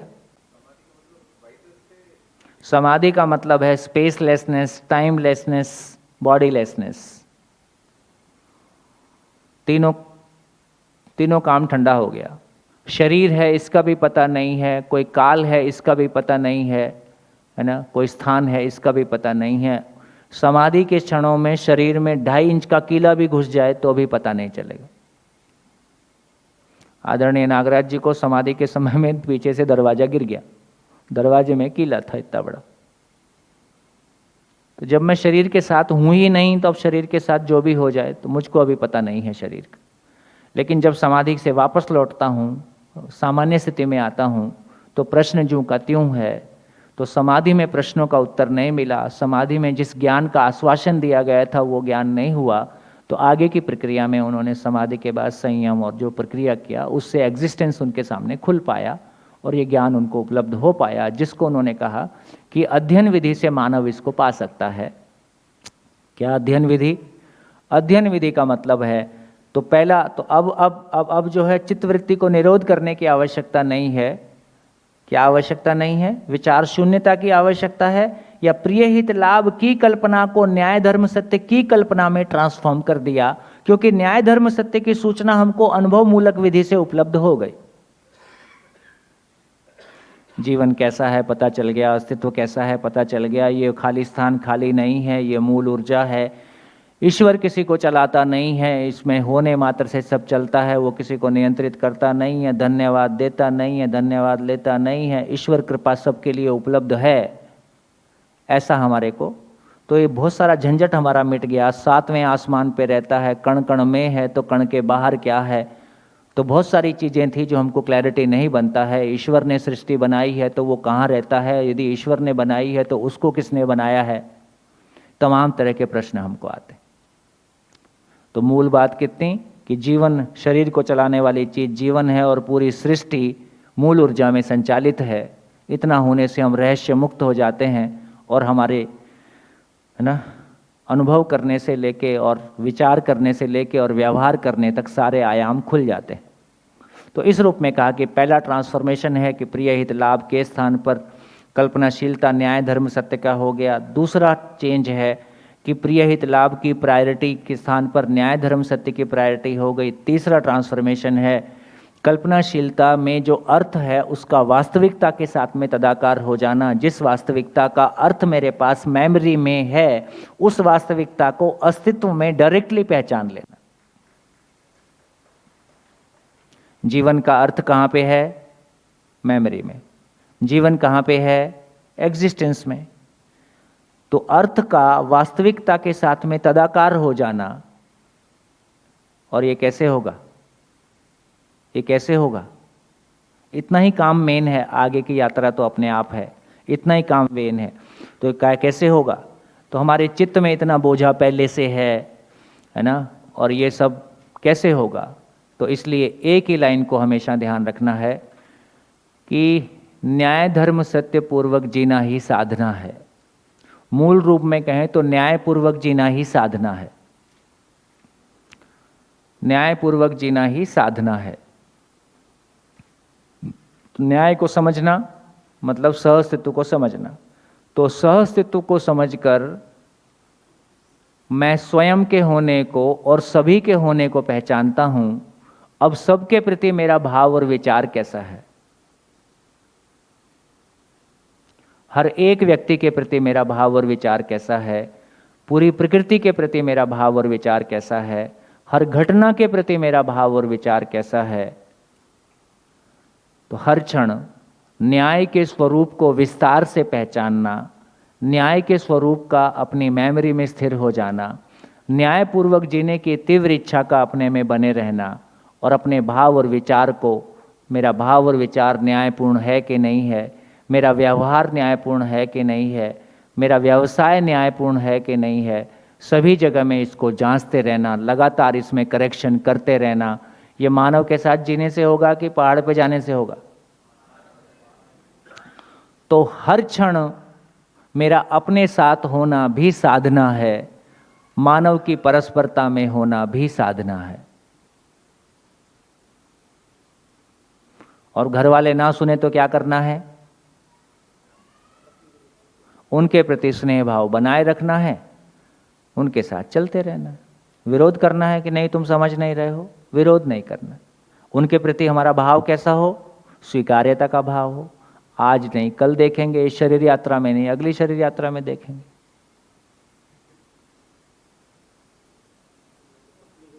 है? हाँ, मतलब और कुछ आपके पास ऑप्शन भी नहीं है ना। तो क्या आप क्या कर सकते हो? दूसरों को समझाना है कि आपको समझना है, दूसरों को चलाना है कि आपको चलना है, दूसरों को नियंत्रित करना है कि स्वनियंत्रित होना है, दूसरों पे शासन करना है कि स्वानुशासित होना है। उसके लिए आपको कौन रोक रहा है? ना पत्नी रोकती है, ना पति रोकता है। आप स्वानुशासित होगे तो और अच्छे इंसान ही बनोगे। आप अपने में न्याय धर्म सत्य को समझोगे तो और प्यार ही दोगे। हाँ, थोड़ा बहुत ये हो सकता है कि यात्रा के दौरान, है ना, कुछ चीज़ें मान लो एक दूसरे के इंटरेस्ट कभी कभी मिसमैच होने लगते हैं। एक का मन है फिल्म जाने का, एक का नहीं है, ऐसा हो जाता है। तो उसमें थोड़ा बहुत, चलो भाई मेरे को फिल्म पसंद नहीं है तो पर पत्नी तो पसंद है, तो पत्नी के लिए चले जाते हैं। या पति तो पसंद है, पति की कोई आदत पसंद नहीं है पर पति तो पसंद है, पति पसंद है, चल भाई इसकी खुशी के लिए कुछ कर देते, तो काम चल जाता है। बढ़िया, नमस्कार, धन्यवाद। है बॉडीलेसनेस बड़ी चिंता है, एक रह गया है।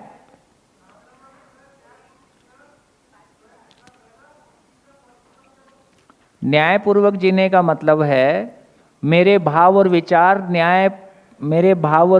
न्याय धर्म सत्य के अर्थ में है कि नहीं, मेरा व्यवहार और कार्य न्याय धर्म सत्य के अर्थ में है कि नहीं, हर एक व्यक्ति के प्रति मेरे भीतर क्या भाव और विचार चलता है, स्वयं के प्रति क्या भाव और विचार चलता है, अपने में स्वयं के लिए कोई नेगेटिविटी नहीं है, किसी दूसरे के लिए कोई नेगेटिविटी नहीं है। यदि है तो उसको मैं सकारात्मक कैसे करूंगा, इसका नाम अध्ययन है। अध्ययन किए बिना अपना कल्याण नहीं है। 12 बुक्स में विधिवत घुस के, है ना, उसको मैं फिर से वही बार बार बात कहता हूं, अनुभव मूलक अभिव्यक्ति को सुनने समझने से कम में कल्याण नहीं है। शिविर से समझ में नहीं आएगा। शिविर से मात्र ये समझ में आएगा कि बात समझने लायक है। बात समझने लायक है तो मेरी इच्छा बनती है तो आगे की यात्रा होगी। यदि अपनी वर्तमान यात्रा से आप खुश हैं तो आपको शुभकामनाएं। हाँ जी,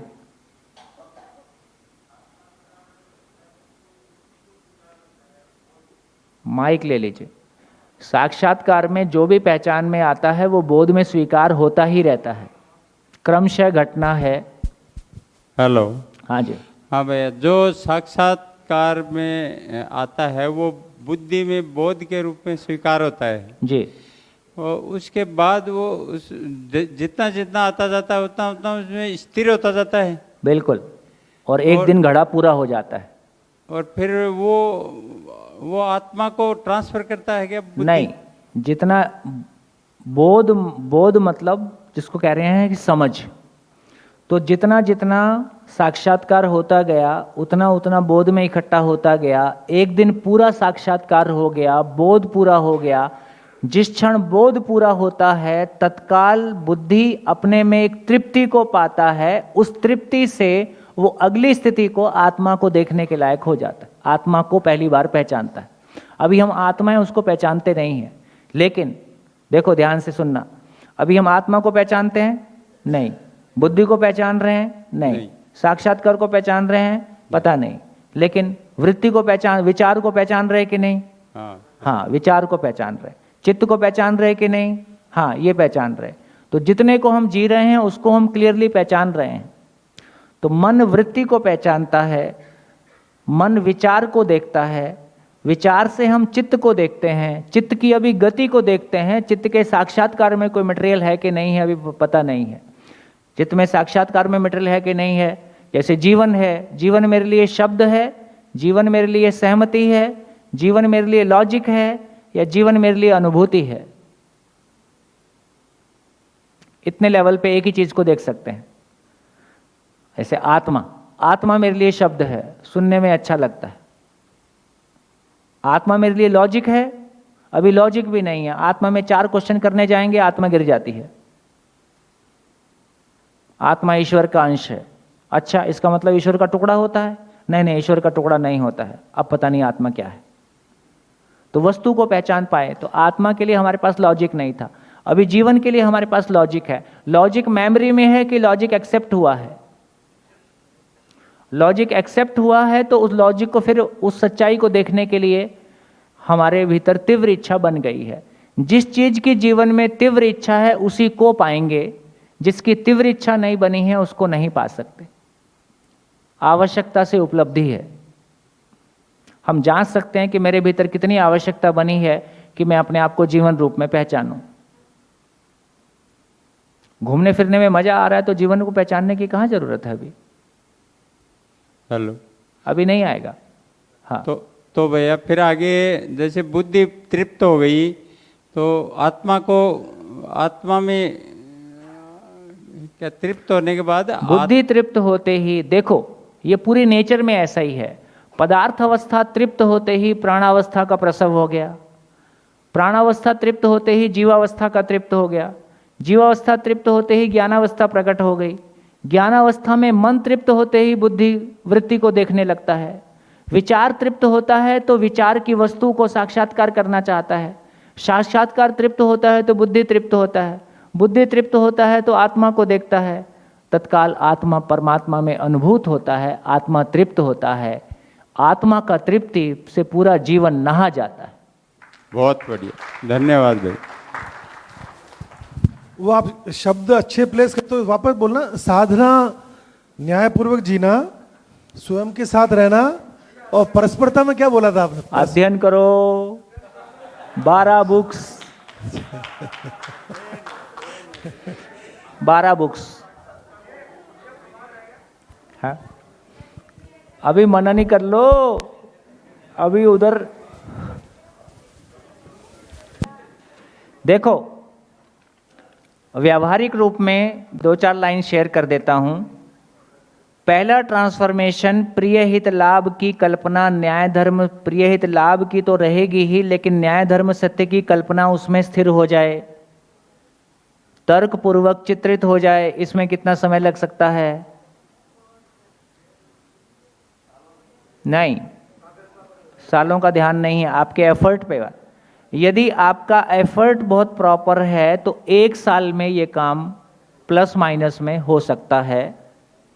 यदि बहुत सिंसियरिटी के साथ में 12 बुक्स मतलब 3000 पेज और कंटेंट बहुत ज़्यादा है नहीं, इतने ही कंटेंट को फिर थोड़ा सा गहराई से इधर से देखना, उधर से देखना, फैला के देखना, कभी मन की तरफ से देखना, कभी वृत्ति की तरफ से देखना, कभी समाज की तरफ से देखना, उसके अलग अलग डायमेंशन से देखना है। कंटेंट बहुत ज़्यादा नहीं है।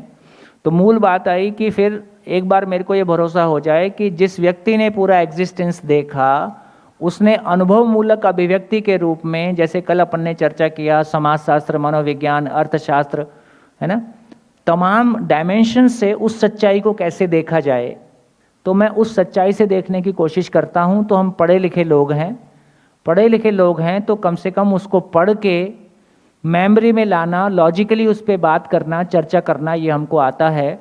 इसमें ठीक से एफर्ट डालेंगे तो 1 साल में एक लेवल का कॉन्फिडेंस आ जाता है कि कंटेंट मैंने देख लिया है। ठीक, तो हो सकता है पहला ट्रांसफॉर्मेशन में 1 साल का समय लग जाए। पहला होने के बाद दूसरा शुरू होगा कि वो बीच में शुरू हो ही जाता है। जैसी भी आपकी चित्त की स्थिति है, जिस चित्त के ऊपर प्रिय, काम, क्रोध, लोभ, मोह, मद, मात्सर्य का प्रभाव जितना ज्यादा है उसको थोड़ा ज्यादा समय लग सकता है। और ये भी पता नहीं चलता है कि ज्यादा प्रभाव वाला जल्दी छलांग मार गया और कम प्रभाव वाला ठंडा ठंडा चलता रहा। तो ये इस मामले में ये नहीं कहा जा सकता है कि किसको कितना समय लगेगा।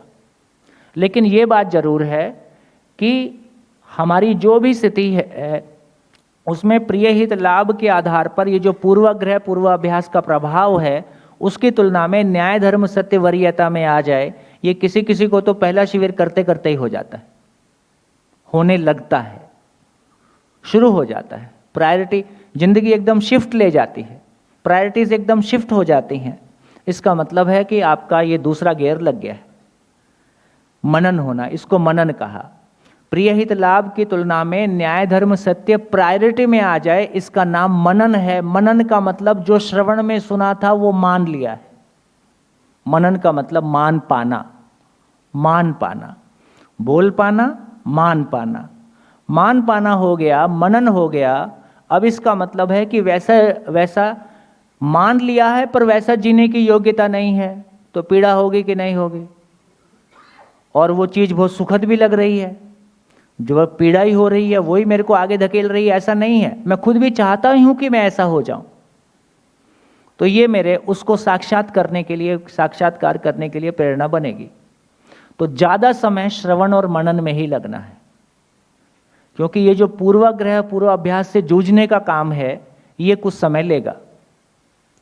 तो सत्य को समझना सरल है, सहज है, लेकिन जो अभी तक का हमारा कंडीशनिंग है, पूर्वाभ्यास और पूर्वाग्रह है, उसको जूझने में एक समय लगता ही है, लगेगा ही। और उस क्रम में फिर आगे साक्षात्कार तक मेहनत है, केवल यहां तक छूने की मेहनत है। उसके बाद ये काम ऑटोमेटिक है और उसके बाद ये काम भी ऑटोमेटिक है। उसके बाद बाय नेचर है, उसमें हमको कुछ नहीं करना है। जो मानवीय पुरुषार्थ है वो केवल अस्तित्व में वास्तविकता को पहचानने का है। जैसे जैसे मैं वास्तविकता को पहचानता गया, जो पहचान लिया वो ऑटोमेटिकली बोध में जाता है, जो पहचान लिया ऑटोमेटिकली बोध में जाता है। पूरा पहचान लिया तो बोध पूरा हो गया, बोध पूरा हो गया, तत्काल बुद्धि ने आत्मा को देखा, तत्काल आत्मा व्यापक में अनुभूत हुआ और तत्काल उस आनंद से पूरा जीवन नहा गया। उसके बाद कोई चीज असर ही नहीं करेगी। उसके बाद आदमी का साइज क्या है? उसके बाद आदमी का साइज है, देखो, एक साइज था मैं शरीर हूं, फिर एक साइज है मैं जीवन हूं, फिर एक साइज है फाइनली मैं आत्मा हूं। उस समय क्या स्थिति बनी? तो कहा कि मैं आत्मा हूं, नित्य शांत हूं। नित्य मतलब सदा सदा, हमेशा के लिए, अनंत काल के लिए। मैं आत्मा हूं, नित्य शांत हूं, किसी भी सम विषम आवेश से मुक्त हूं। किसी भी तरह का पॉजिटिव और नेगेटिव कोई चीज मेरे को टच ही नहीं कर सकती, क्योंकि उसके मूल में रखा ही है कि मैं नित्य शांत हूं। नित्य शांतता तभी संभव है ना, जब कोई चीज आपको डिस्टर्ब कर ही नहीं सकती, अप्रभावित हो गया, संसार के राग और द्वेष से, तमाम चीज़ों से अप्रभावित हो गया। और मैं मानव के रूप में कैसा हूँ? मैं व्यवहार को नियंत्रित करता हूँ, मैं व्यवसाय को नियंत्रित करता हूँ, मैं व्यवस्था को नियंत्रित करता हूँ। अभी मैं व्यवसाय को नियंत्रित करता हूँ कि व्यवसाय मुझको नियंत्रित करता है? अभी व्यवसाय मुझको नियंत्रित करता है। मैं व्यवहार को नियंत्रित करता हूँ कि व्यवहार मुझको नियंत्रित करता है? व्यवहार मुझको नियंत्रित करता है। लोग क्या कहेंगे, सामने वाले को अच्छा लगे, उसकी गुड बुक्स में रहूं, काम निकल जाए, ऐसा सोच के हम व्यवहार कर रहे हैं। तो व्यवस्था की तो बात ही मत करो, व्यवस्था हमको नियंत्रित करती ही है। तो इसका मतलब ये हुआ, इसको 3 तरह की दास्ता के रूप में कहा, व्यवहार दास्ता, विचार दास्ता और व्यवस्था की दास्ता, गुलामी। तो मैं गुलाम हूँ कि स्वतंत्र हूँ?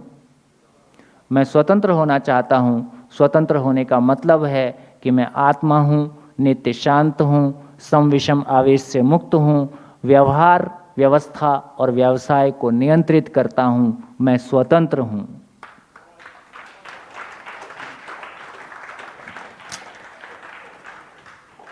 आप लोग बहुत अच्छे हो, आप सबको शुभकामनाएं। इस शिविर के कंटेंट पार्ट को हम यहाँ पूरा करते हैं। ब्रेक में अभी नाश्ता करेंगे, नाश्ता करने के बाद बैठेंगे तो फ्री स्टाइल चर्चा करेंगे। ठीक, आपको जो बोलना है आप बोल देना, मेरे को जो बोलना है मैं बोल दूंगा। तो कुछ आपकी सुनेंगे, ज़्यादा सुनेंगे, आवश्यकता अनुसार कुछ कहने की लायक बात होगी तो कहेंगे। ठीक, और 11:30 बजे हम शिविर का समापन कर देंगे। 11:30 बजे तो अपनी पैकिंग सब टाइम से कर लें। 11:30 बजे के बाद भोजन करके आप प्रस्थान कर सकते हैं।